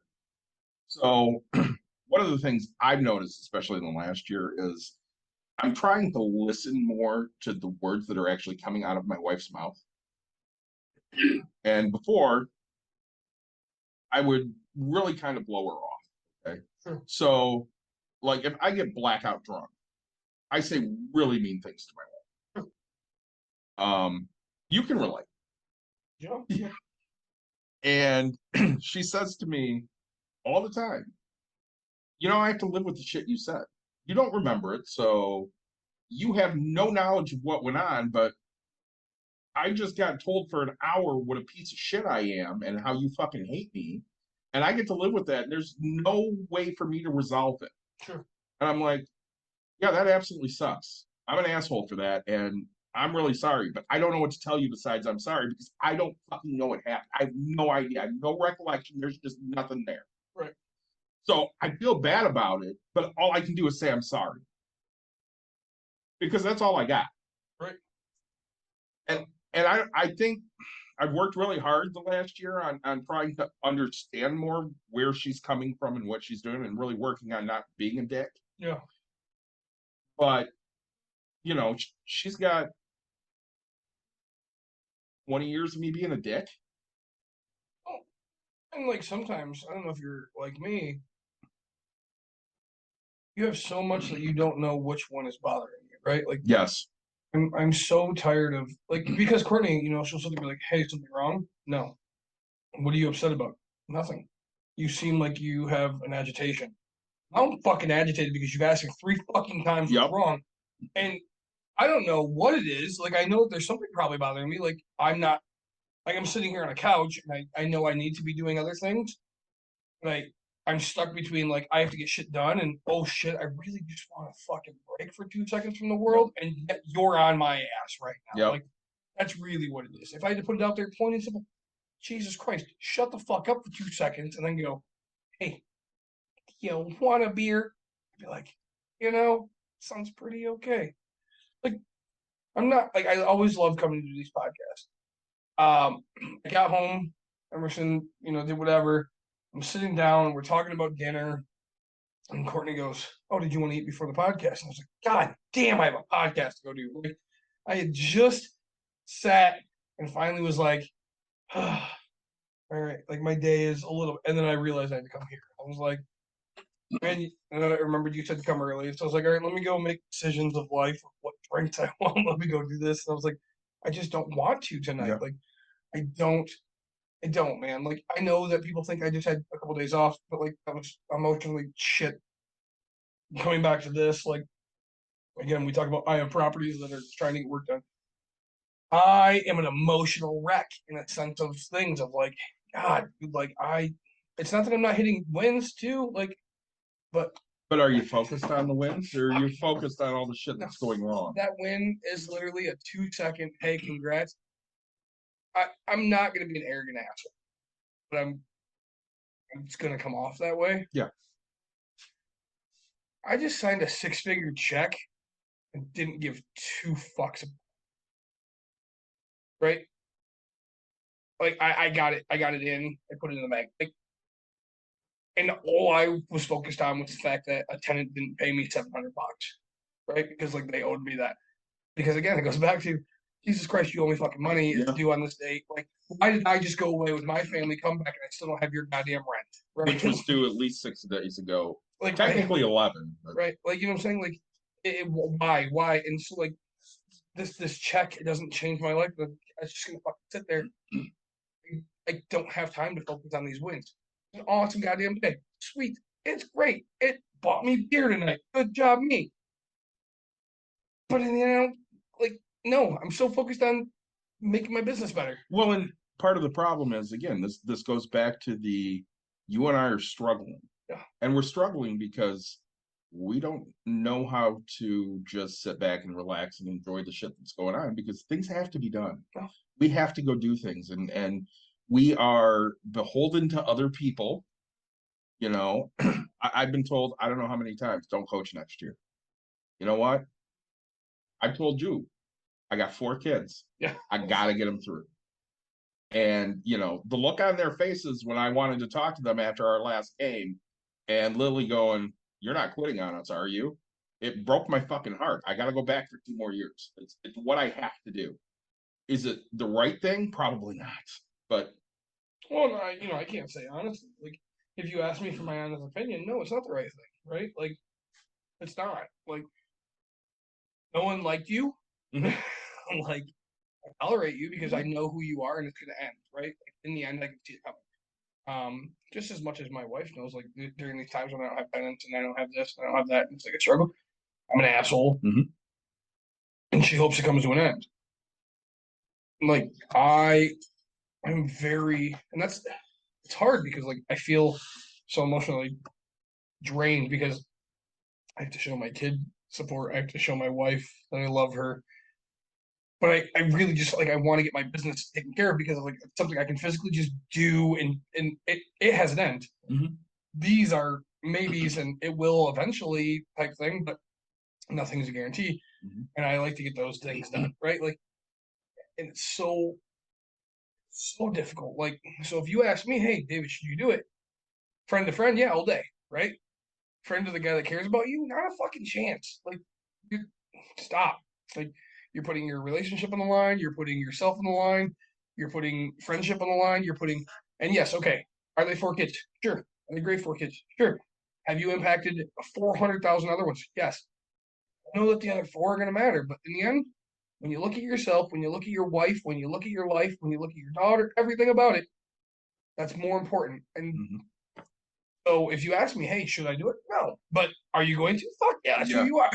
Like, Unfortunately, I'm going to do it. and I'm gonna be there to support you and be like, hey man, you're gonna text me and you're gonna go, dude, this. And I'm gonna go, dude, it's cool. You wanna go grab a beer? You wanna do this? Like, come over, do this. Like, I'm always gonna be there to support the aspect. I'm gonna tell you, hey man, you can quit. No, I can't. I know. Trust me.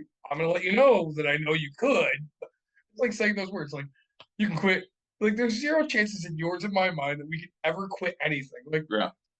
we know in the back of our head, like there's a 1%, like yes, is that thought of thing? Yeah, I could. You're right. You're right. In theory, I could quit.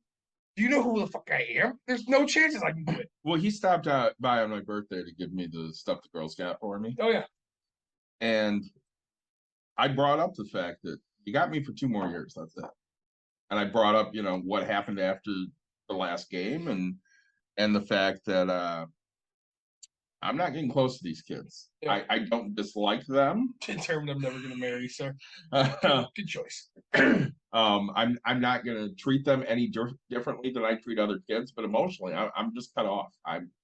It's like the first year I spent up there. They were really nice kids. I got along with them.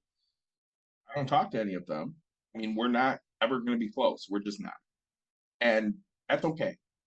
You know, whereas today I'm texting Ariana, who played 1 year for you and 3 years for me, Right. because she's important to me. I mean, she's like another daughter, you know. Will these 4 be? Probably not. I mean, they come from really stable homes. I may not ever talk to them once they graduate. They don't need you. They don't. But on that field, they need me because I'm that buffer between them getting yelled at and me getting yelled at. So I'll take that hit so they don't have to most of the time, you know. And yeah, it sucks for my mental health. Mhm. You know, you and I have had that talk a lot the last couple of years. I'm sick of getting fucking yelled at. And it's a pain in the ass. I talked to you on the way to practice one day this year going, did I ever yell at you like this? And you're like, yeah, no, that just didn't happen. And that is rough. Once in a while, our wives will listen to this, and you know, it's nothing we wouldn't say to their face. We've all said Yeah. like we are not. I'm not afraid to tell my wife how I feel. Mhm. Like, I mean, again, if she can't accept it and we can't have an educated conversation about how I feel, I need to change something, right? Like, Yeah. it's honestly, I think everybody looks at marriage in a different way, man. Right? Like, again, David's willing to risk his whole entire relationship for fucking softball, but that's what you got to do, man. I just gotta do it. It's Just given gotta me a do it. lot over the years. And in all honesty, I mean, I don't know if I can do two more. I mean, if next year's like this year was, I might just have to say done. Well, And I've been more vocal with him about, the way he needs to act. yeah. I'm just not sure he's really listening. And again, he's a good friend. We've been friends for a long, long time. Yeah. But you need to treat your staff and your kids in a different way than what you're used to at Well, this point. I mean, it was hard for me the year I coached for you because I'm so used to being a head coach, Yeah. just as much as you are. And I mean, I go get drunk at my bonfire, and I'm like, fuck, I don't know why I'm coaching for David. I'm not doing anything. This guy's just fucking. He just gave me a job because he wants to, and I could be doing so much more in my life. And then God comes and tells you, hey, Nick feels like he's not needed on the team. You're like, hey man, what do you like? You want to go hit balls out there or something? I don't even know. I ended up taking outfielders and stuff like that, and I was like, great, give me something to focus on because you're over here pitching like crazy, and I'm like, dude, David's pitching. I'm like, fuck, I'll work with anything. You had already built such a great relationship with these kids. It's like, nope, I'm gonna work on hitting, and I'm gonna work on. It's like I have skills to hit. I'll watch your hips twist all day and tell you how much your timing sucks. Yeah. Well, and I've always been that type where I'm just going to jump in and do shit. Yeah. And honestly, when I'm up there, I just wait for him to tell me what he wants me to do. Well, and why it's so difficult because you and I are both like, let's jump in, and then Yeah. all right, It's tough taking a step back and not being the person in charge. Yep. But sometimes it's also really nice not being the person in charge. I coached bowling for a few years for varsity, and it's great because you get to make the decisions. And I yell at my staff. I didn't yell. Hey, now let's have them work on sevens and tens. I get they want to work on strikes and nothing playing, but they'll thank me later. All right, I need you to support me on this. All right, sevens and tens. Low. Hey, good. I'm glad you brought it up because that means we're going to do a low man game because they're tired of just shooting at them. I can't see that they're annoyed shooting at them. Let's do a game. Let's change things up. Let's do it because as a head coach, you're so focused on getting them better, not how you get them better. If that makes sense sometimes. Yeah. And I'm not Division I collegiate, or pro. Hey, I mean, God, I don't even know why there's pro coaching half the time. It's these guys know what the hell they're doing. They really do. You tell me what a first base coach is supposed to do in pro level. Stand there and talk to you. Well, spit seeds and tell the umpire how dumb he is, right? Basically.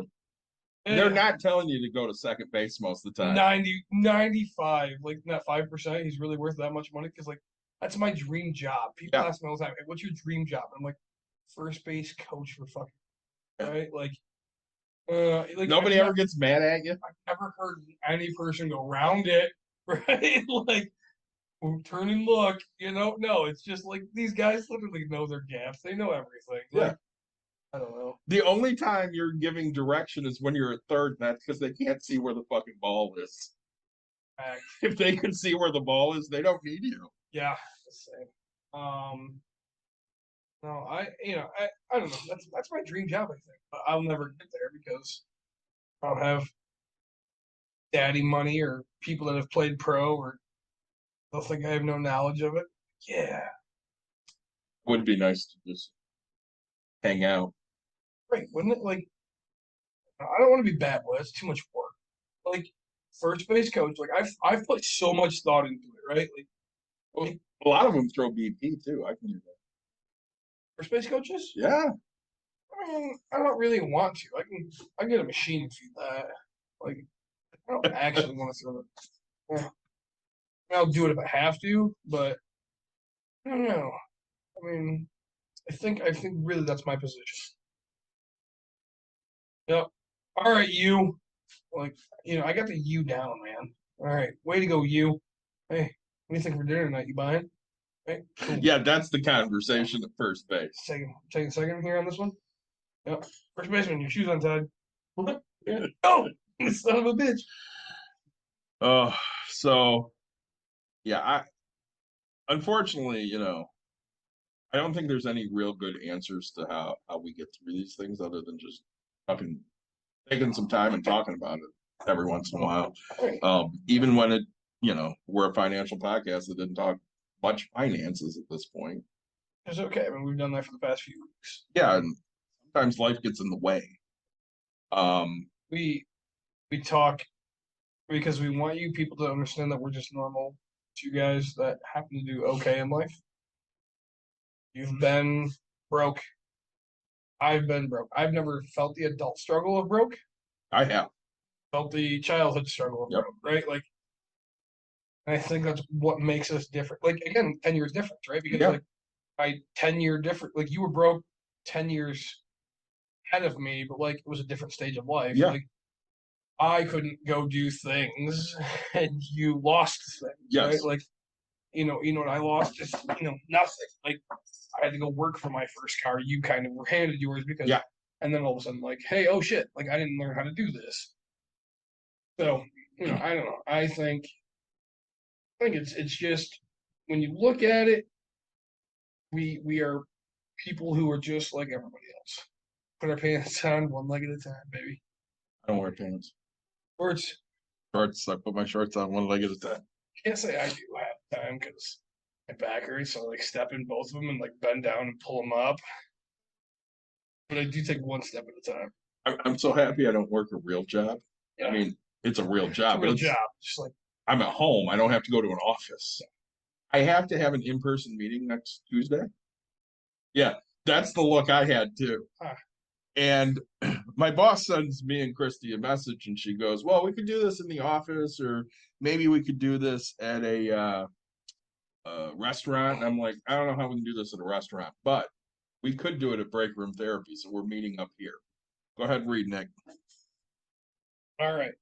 Do I have any financial tips for me? Haven't started earning, but if I do, how much should I save or spend? I'm in my 20s and I'm a Muay Thai. All right. Yep. Athlete. There's not much in it, but I leave it. You like it? You live at home? Your parents like you? Do you like your parents? Right? Like, again, it's very hard for us because we're in America and your culture might be different. Because I'll tell you what, there's some people here who their parents will let them live with them until they're 175 years old, and then there's some parents who are literally like, "You're 18, get the fuck out." I don't know. I joke and say to my daughter, like when she's 18, she's on her own. Like, bitch, yeah, that's right. She's an adult at that point, and she buys a good life and lives her free. Right? Like, you're an athlete. Like, are you, so like, and that's I have no problem with people wanting to chase their dreams and being an athlete. Like, but one thing I tell people all the time is, okay, what are your goals with it? How long have you given yourself to make yourself the financial amount of money that you want to make? Now, if you're not going to make huge financial money, are you okay with that?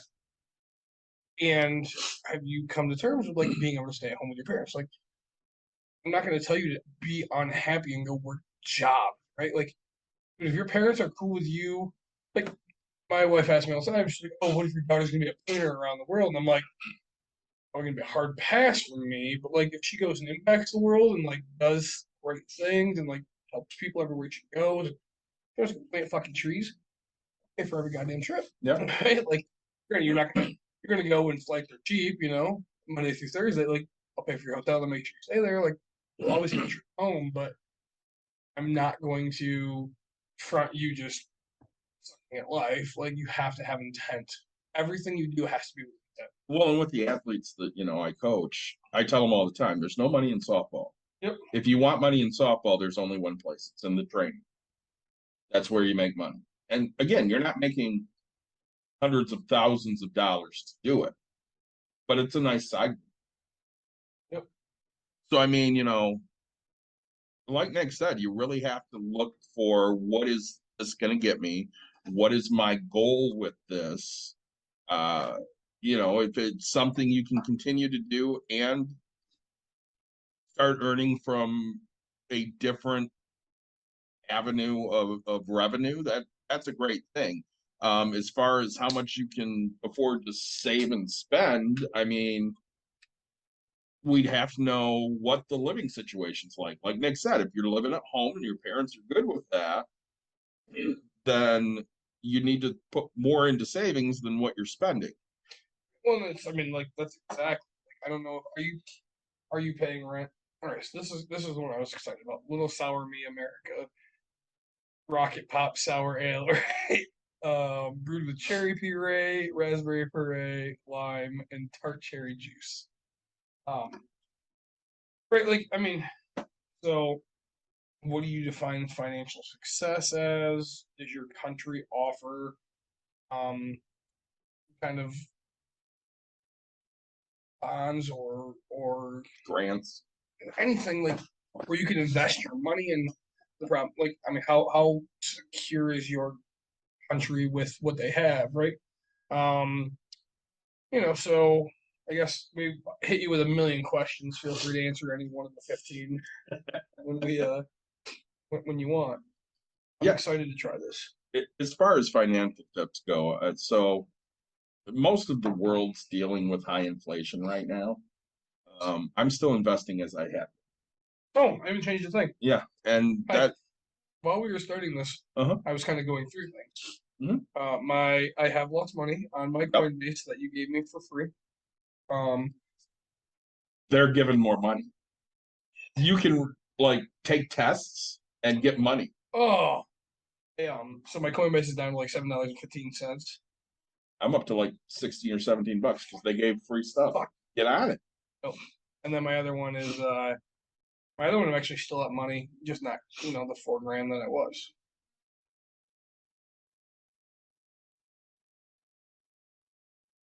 So we should probably read this out loud All right. instead of just for stuff. So wasted 7 years doing it. I feel like sometimes no. All right, here we go. Read it out loud. So parents love what I do, but they nag me to earn more money, and there's not much money in it. Even if my parents say follow your dreams, I don't think that sports has a lot of to offer money wise. Eventually, I have to go find a job. I regret sometimes why I wasted time in my life in the sport rather than I should have learned engineering and gotten a job. So you sound like me, right? I mean, Yeah. I was a very big bowler. I went to college for a bowling scholarship. I now have another issue that like. I went from bowling 7 days a week, being passionate about it, to being married and bowling 1 day a week, and I don't even want to fucking do that. Okay. There's no, and even if I went pro, there's No money in it. no money. Like one of my good friends, his son just won the regional, and that was $2,500. And like he's smiling, and that's great. Like you won $2,500. And I get to know it took a weekend. Is he smiling about the 2,500 bucks, or is he smiling because he won? Like exactly, but like I don't know if I can flip a house, and if it takes me 10 months at $25,000 profit, I've done what you've done. And okay, people will be like, oh, if he does it every week. And I was like, yes, if you're first every fucking week, that's 10 grand. I'm flipping a house right now, and I'm gonna do more than that. Like, I didn't, and in theory, all I do is make decisions. So do you hate it because you feel like you're not financially where you want to be, or do you hate it because you're just tired of doing what? Like, ask yourself that question. Because once you lose a passion for something you've had a passion for your whole life, it sucks. I tell you what, I used to be the biggest bowler, passionate about it. When I sold bowling balls, man. You know, but I refused to let my daughter get into it because I lost that. Like, I've lost that passion. I've lost that care. Your parents want you to do it, but nag you to earn more money. So now here's where I come with Nick awesome ideas, because these are free and for you and you only. If you love what you do and you're good at it and want to maintain that passion to be good at it, okay. So here's where you need to take yourself, and you need to start marketing yourself, right? You've wasted too long. TikTok will pay you, right? If what you can do is put it into an awesome thing, right? Like I don't care if you're kicking fucking watermelons, destroying cantaloupes. I don't know. Like I can't market for you. I'm not going to. Any shit ton, and I'll do it. The other thing is like, do you market yourself? Like, can you teach people how to do what you do? Like, in karate, there's a dojo, things like that. Like, can you open that? Is that something you want to do? Do you want to teach other people? Like, make videos, make how-tos, do these things. Like, with the internet and with marketing, there's so many things that you can do to start making more money, right? You found us, and so you know that you can get content out there, right? We're putting content out there. Are we the greatest at it? No, but we care necessarily. I mean, we care, but like not We care, pursue it as much as right? we could. We're not looking to quit our jobs and Do this do this full time, yeah, because we, for the most part, enjoy what we do, and we make good money at what we do, and this is our fun, shut down our brain time. This is a getaway, and when your phone rings, just go, "Do I want to answer Yeah, that?" So, and I mean, we talk about money together anyways, so other people are interested in the shit we say about money, so we Yep. get together and do it. And you brought up a great point, Nick. With the internet, there's so many opportunities out there to market yourself. So, I mean, if you're good at it and you like doing it, find a way to market that. If you want to still have a piece of it, find a way to teach it. The question is, what else are you passionate about? Because I'll tell you right now, you can get a job and do a job, but that doesn't necessarily make you any happier than, doing what you're doing right now. I have a job. I lucked into what I'm doing, and I like what I'm doing, and I get to do it where I want to do it. Now, before Nick was full-time real estate, he had a job, which he did enjoy doing, but he was very vocal about the fact that he didn't need to be at that job. He could go do other things. And they got sick of hearing that, so they said, well, you can go do those other things. You don't need to be here anymore. Mhm. And now he does other things because he can. And I would say you're passionate about real estate. And that's the problem. Is like I am. I say I used to be like I used to be passionate about the tenant aspect of things because I'm scared my life has changed. Yeah. Prime example. Okay. I had a tenant move out. I tenant move out, tell me that she sugarcoated everything. She's like, "Oh man, Nick, you were great, best landlord. I cleaned the place, left it all good. I get over there, my refrigerator and freezer are full, and my cupboards are full of food. Well, me in my position of life that I'm in now, I would just throw everything away because I'm tired of it. Mhm. Now my wife again still has that passion.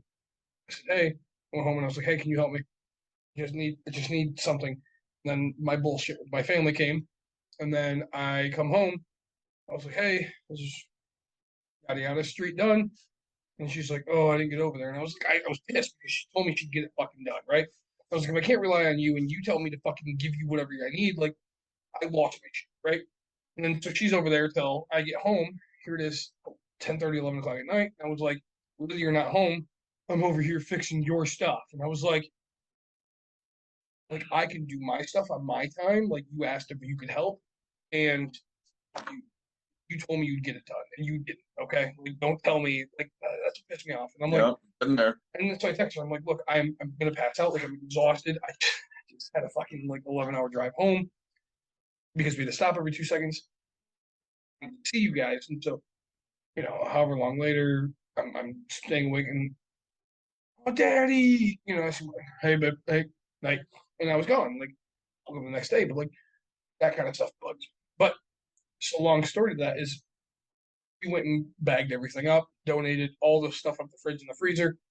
She posted on Facebook. She's like, anybody need food? Here, dry goods actually went to people we know, like, because we don't need it. And like, we eat out every 2 seconds. Like, so we're like, here, just dry goods. Hey, if you guys want it, awesome. And like I tell people, like, and I'm very nonchalant about things because I'm like, hey, there's macaroni and cheese, there's a bunch of other shit. If you don't want those beans, man, like, just throw them away. I don't really care. Like, I got them free. I don't care. You're not going to offend me in any way if you don't want something I've given you. I'm not going to make you feel bad that you've taken food. Like, I don't care, dude. Like, it's like my mom gets food truck, right? Like, so, my wife still has that passion to try to help other people where I'm just about the time at this point in my life. Like, Yeah. I could literally bag everything up, throw it in the fucking trash, and I'd be just okay. But she wants to help that next person. That's what I love about my wife. She'll take her time, but the problem is she'll take her fucking time. Mine was get it done 4 fucking days ago, right? Like, Correct. I could have been, hey babe, can you go show this unit? Hey, can you show the unit? Hey, can you show the unit? Well, and we've had similar arguments too, because there were times that I'm not coming here and I need my computer. Yep. And I'm like, hey, hun, when you go to work tonight, can you bring my computer home? Oh, yeah, I'll do that. Next morning, hey, did you bring my computer home? Oh, no, I forgot I'll bring it home. Oh, no, I forgot I'll bring it home. And then I'm finally like, fuck it. And I just go get it. And she's pissed off because I'm pissed off. I asked you 3 times to bring it home. You didn't bring it home. So fuck it. I'll do it myself.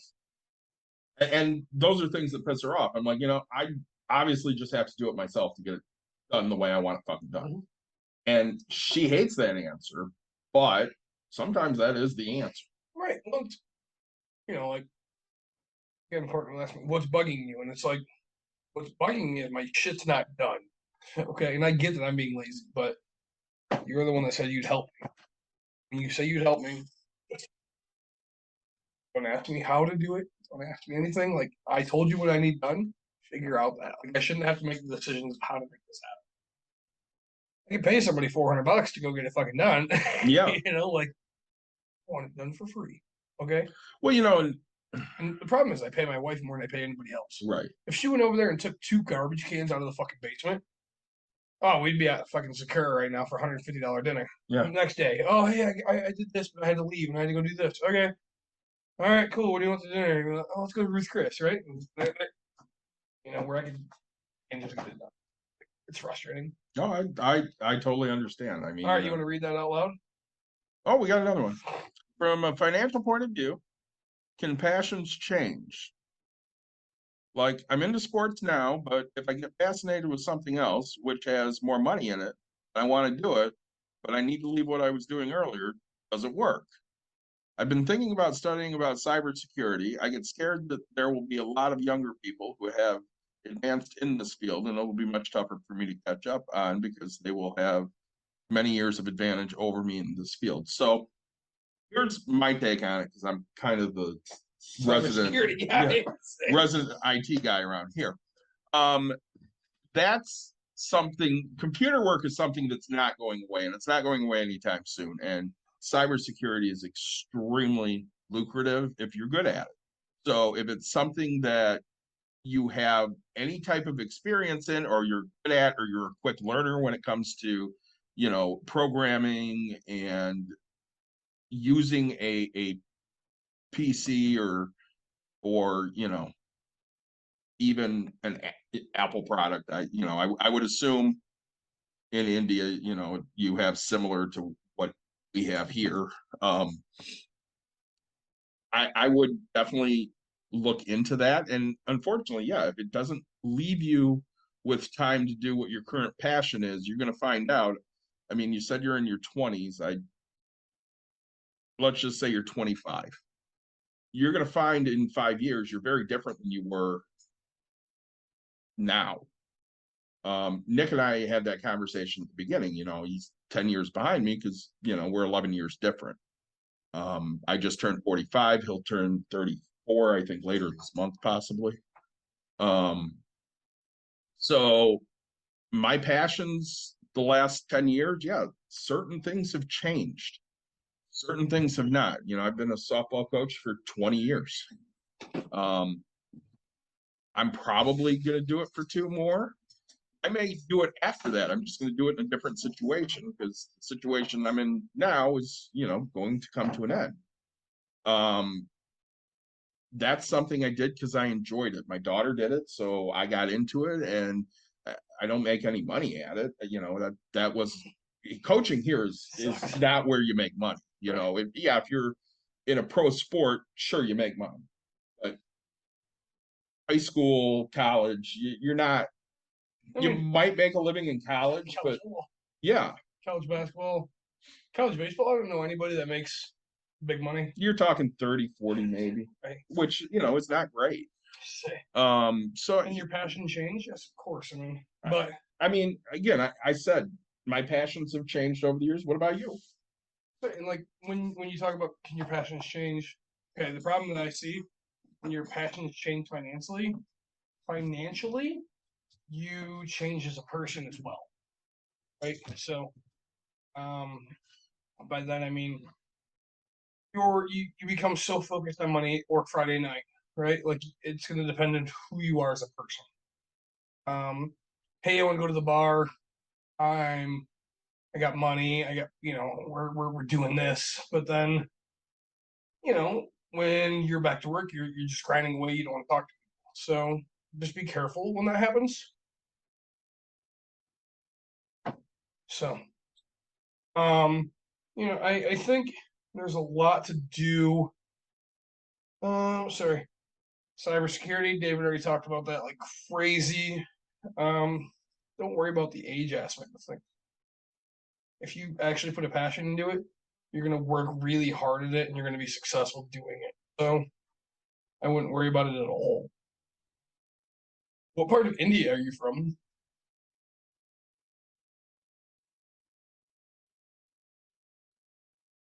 And say, you know, we go back to men's health, right? Like this is a hard decision in your life. Like something you've loved your whole life. You're thinking about giving up just to go make some coin because you feel like that'll change everything. Um, Thanks so much. We appreciate that. Um, we try to listen to everybody. We, give give our advice, whether it's the right advice or not. Find out someday. But um, I uh never heard of it. Let's say no, I've not. Sorry. Um, but I think really, if your parents are proud of you and you're passionate about doing what you do, figure out how to market that, right? Like again, make videos, do it in big ways. I don't know, like there's gotta be like something, make a say make a movie script here in the US about it. Um what's the movie I'm thinking, the West Side Story, right? Which is Sharks and the Jets, and then they have the Hispanic version. I don't know, make the Indian version of the West Side Story where people are doing Taekwondo and stuff, man. Like it's just again, I can't market for you. I don't know what's gonna work, but keep doing what you're doing, but find a way to make more money doing it. You say there's no money in it, but like I can figure out how to let you know what's gonna work, right? Like post things out there. If it does well, it's gonna go okay. I like the fact that in the beginning of this, he's like, oh, "I'm staying here for a scam call." Can you stay for all scam calls? Because like, I haven't gotten one all night. Normally during episodes, I get hit like 50 times, don't I? You do. Yeah. Oh man, not far from Bangladesh. Not very, no. So, let's see. Cybersecurity. Yeah. We appreciate all the actually. So I know you said you appreciate us listening and giving, but we appreciate all the input, the questions. Really, it makes us feel great because we're helping somebody, right? Yes, Goldberg was checking that. Damn right. Say, There are areas over there that I wouldn't want to go to, like Burma. Alabama. And I don't want to go to Alabama either. A lot of crazy fucking people in Alabama. Yep. Yeah.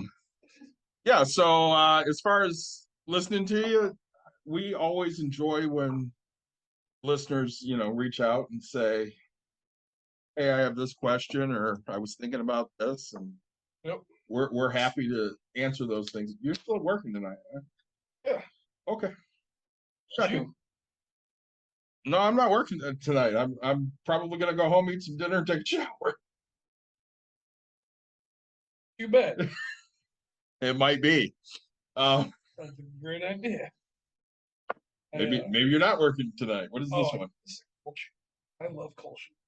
Never had it. Really? Nope. This is brewed in Seattle, or sorry, St. Louis. I wonder if they have good beer in India. That's a great. The only way to ask is to ask the person that's Hey, do listening. we have good beer in India? And do they import into the U.S.? Like, what would it be called? Yeah, You know? because I'm we excited. would want to try Indian beer. I like Indian food. I have never had Indian food. Oh man, Never. is it a curry leaf right there on 44? Never had it. Really? Oh, Indian Palace is a good place. So one of the things, I literally stayed for the scammer, but then felt well, we I are hugged out. we are talking. They have Corona. we have Well, Corona. That's a Hispanic beer. actually, I think it is Corona. That's fine. Huh. I like Corona. You know, even though it's a Mexican beer, bottled in Chicago. Wait, time out. What else you got? Say this guy. Wait, you guys have like, because I didn't know like Greece. They have Yuza, whatever, and it's a liquor that tastes almost like black licorice. Yeah. Like, Uzo. yeah, it takes Jagger to like an Oh, yeah. extreme of then some, which is okay beer. Yes, I get that. I drink some okay. I was talking to somebody, and they were going to introduce me to Kingfisher sucks. Chinese. Say, it's actually true. I've had that too, but Heineken, Swedish beer. in theory, yes. It's so funny that you say that because I look at Heineken always as an Asian beer. I never put Heineken as like any other thing. I almost told my wife to give me the non-alcoholic Heineken tonight. That's why I Yeah. got this because of you. Oh, and the guy's like, "Hey, do you want a different box?" And I was like, "Nope." I didn't tell him why. I didn't tell him anything. So I gotta say honestly, for non-alcoholic beer, they're not bad. the Guinness isn't bad actually. Yeah. The Heineken it's water. Kingfisher tastes like piss.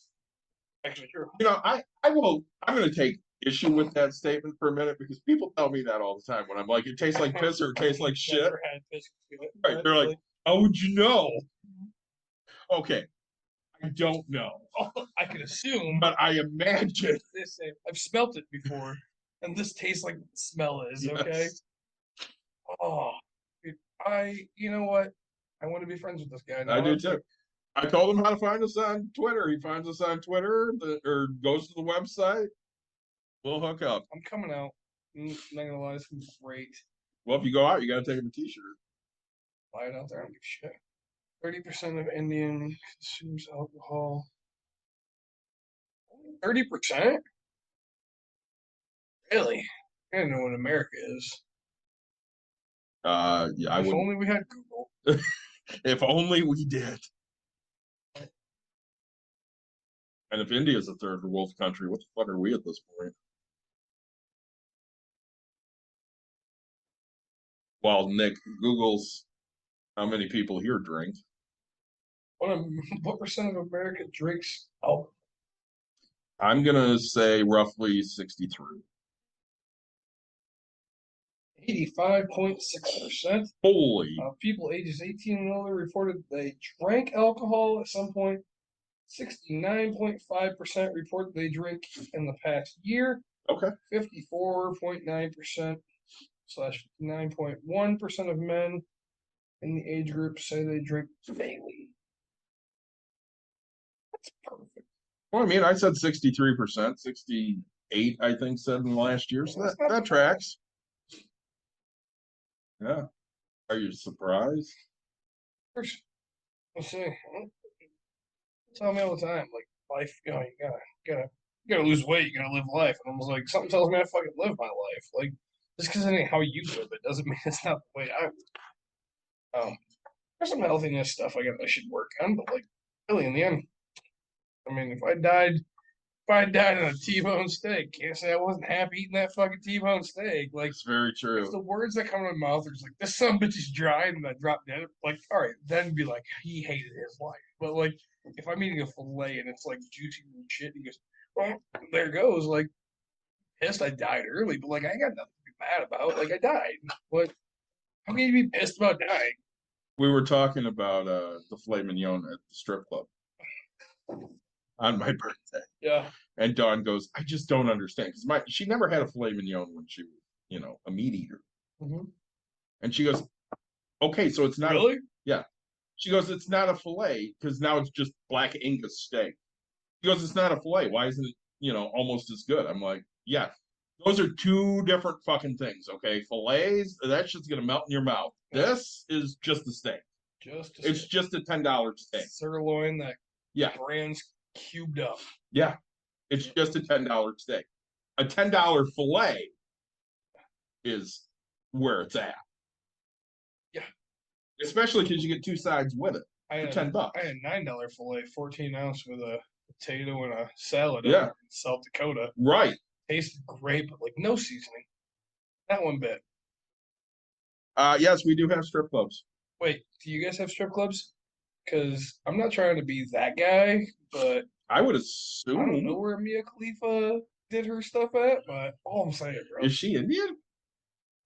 I thought she was Middle Eastern. I thought she was my people. Really? I did.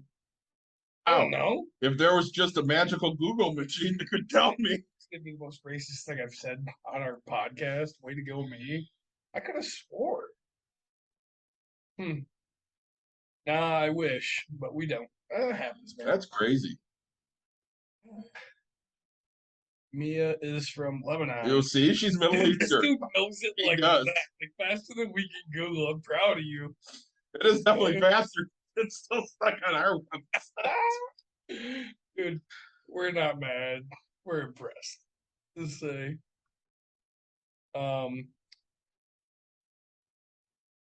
That's he said, all right, when you come to America, just let us know. We're picking you up with it. Yeah, I think so. I will introduce you to some good beer. Better than the New York kid. Yeah. Doing a live broadcast. No, you're not. Don't do it. That kid was. Yep. He was special. Fact. Then there was the guy from London Oh yeah. who wouldn't shut the fuck up. The drunk one? Yes. The guy from London would not shut the fuck up. For a while. We kept putting him on mute. He just kept coming back off of mute. I'm back. Let's say. Why do you keep muting me? Because you're annoying. Shut the fuck up. Really love to meet you guys. You say that now. Let's say, wait We're- till you get your person. We're kind of an acquired taste too. You got TikTok, man? Yeah, we're on TikTok Yep. So go follow Sick Dogs and Nick Watkins. and then LLC. Watkins LLC. Real good at making up things. Aren't you? Thank God. So David, tonight we want to talk about men's mental health. Yep. We want to talk about the scammer Yep. aspect of things. And of course, we want to let you guys know kind of what's coming up. Yeah. And we haven't done that yet, so TikTok is banned in India. the fuck up. That's awful. Dude, really? That's what he says. All right, time out. I need to figure this out. I can't have these conversations because you said you want to go into cybersecurity and you can't figure out how to fucking get around your security of your country to do TikTok. Like, the only way to make money. Like YouTube? I don't know. It's been 2 years. What? I wonder why I see no hot Indian chicks. That's crazy. Well, I mean, you do, but They're not from they're India. not in apparently. India. Huh. Yeah, Lebanese American. All right. It finally came up. Say 8 hours later, Google. Thank you. She just turned 29. Yeah, it makes more money than you and I yesterday. Yeah. Oh shit. Like, all right, so you really can't get around your country's cybersecurity. You can get like a 5-year-old nephew that can make this happen. That's a joke You know, here because they are a more oppressive government, in a lot of ways.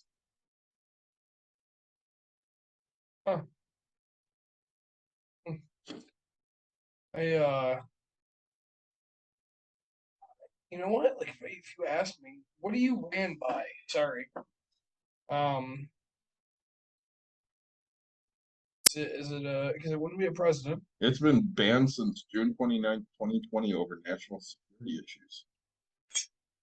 What the hell are your national securities? I can use a VPN, but it's criminal. And I'll be thrown to jail for 6 months if I use any Chinese apps. Yeah. Oh shit. Don't get thrown in jail. Yeah, it doesn't seem good. Like, and don't use a VPN because nobody needs that. Do you know what a VPN is? Do I know what the definition is?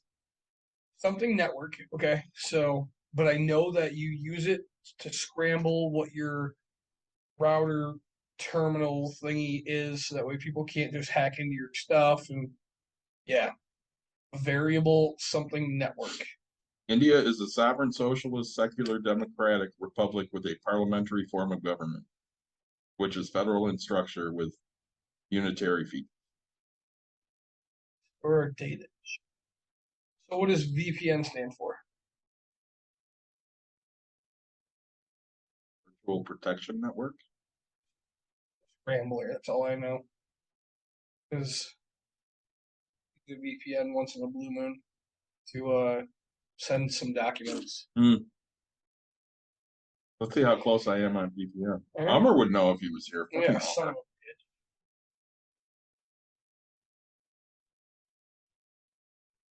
Virtual private network. That's why I said private. It's a virtual private. He be ya. To say. Man. All right. Do you have YouTube? Yeah, is YouTube allowed in India? Let's see who answers this first. Oh my gosh, we're about to go TikTok live. Well, you don't have TikTok. That sucks. You can watch Twitch. Wait, can you? Why don't you can get money off Twitch? Dude, stream on Twitch. Yeah, of seriously. course. He says, yeah, of course, YouTube. Oh, because we would have thought, yeah, of course, to fucking TikTok. Okay, buddy. I'm sorry. This is crazy.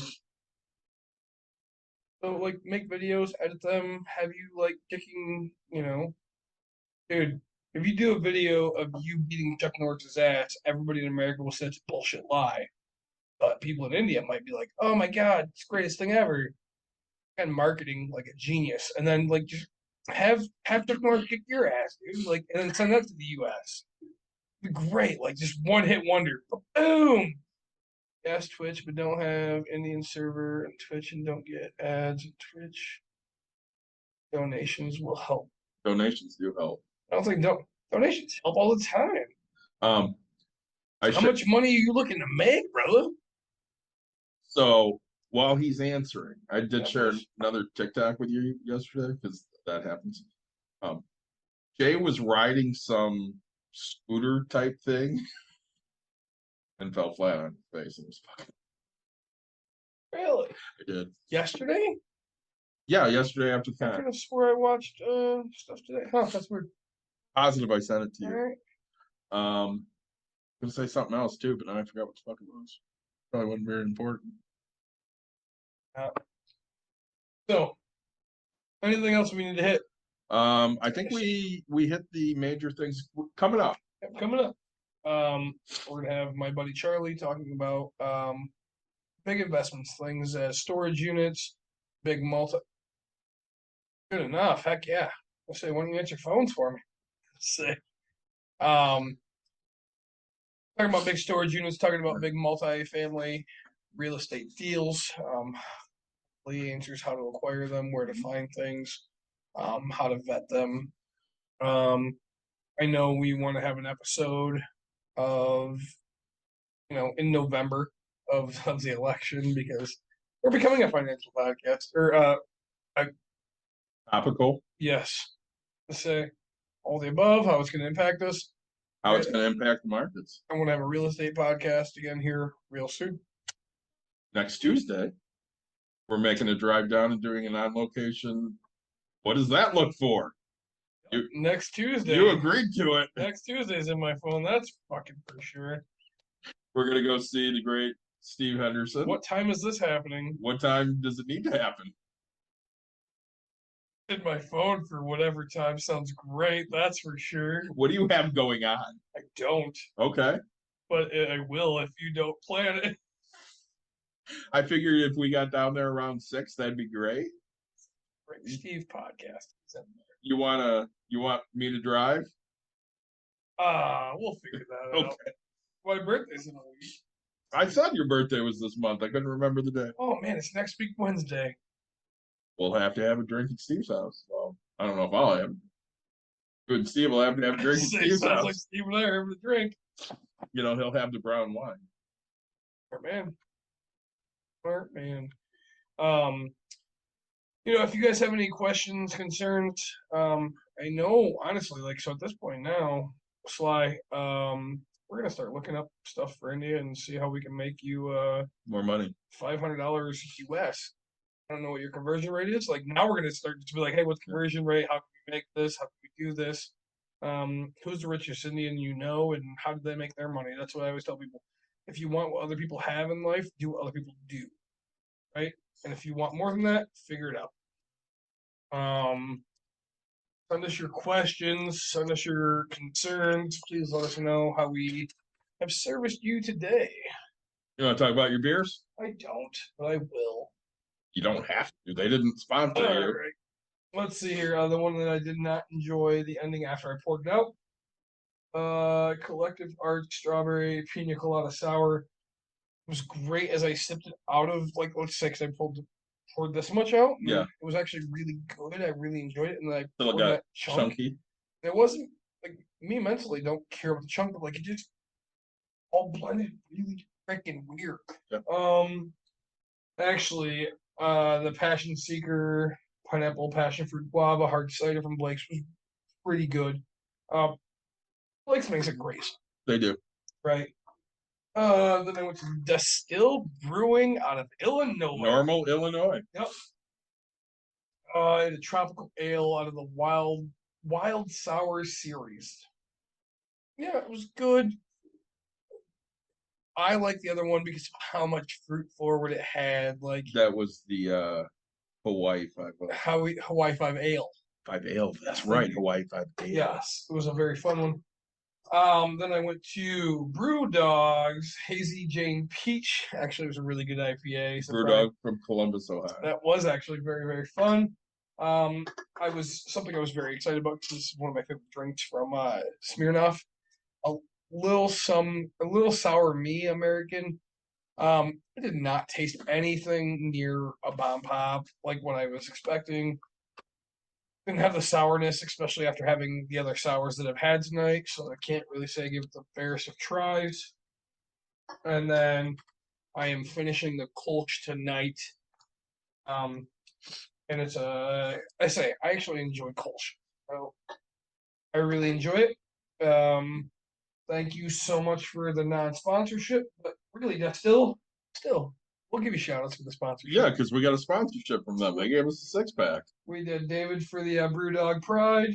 So, guys, thank you so much. Sly, thank you for joining us and all the communication we've had tonight. I've enjoyed myself. Everybody else that was watching, thanks for watching. I hope to get this uploaded before our Wednesday show. I drink so much sugar, Josh. We do. There's no sugar in those. It's all beer. It's all fermented. Alcohol content comes from the fermentation of sugar, and so there's really, like, in theory, there's no sugar in there because it's all been fermented into beer. Anyways, I hope to get this one up before we talk again on Wednesday. Yeah. Otherwise, Wednesday night we'll be back on Twitch talking, and we'll have both episodes uploaded by the weekend at the latest. And if you guys have questions or ideas for episodes, please reach out. Let us know. Nick, what do you want to leave everybody with? Like, subscribe, share, tell your friends, tell your family, and please donate generously. We appreciate it. It helps us buy more beer and be here with you guys. It does. Thanks, and we'll talk to you guys in a couple days.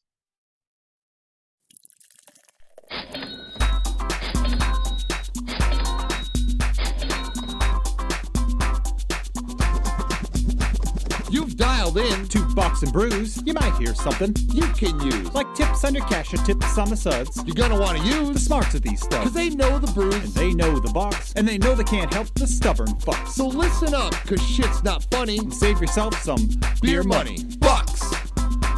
and brews. Bucks and Bucks brews. and brews. Brews. Bucks and brews.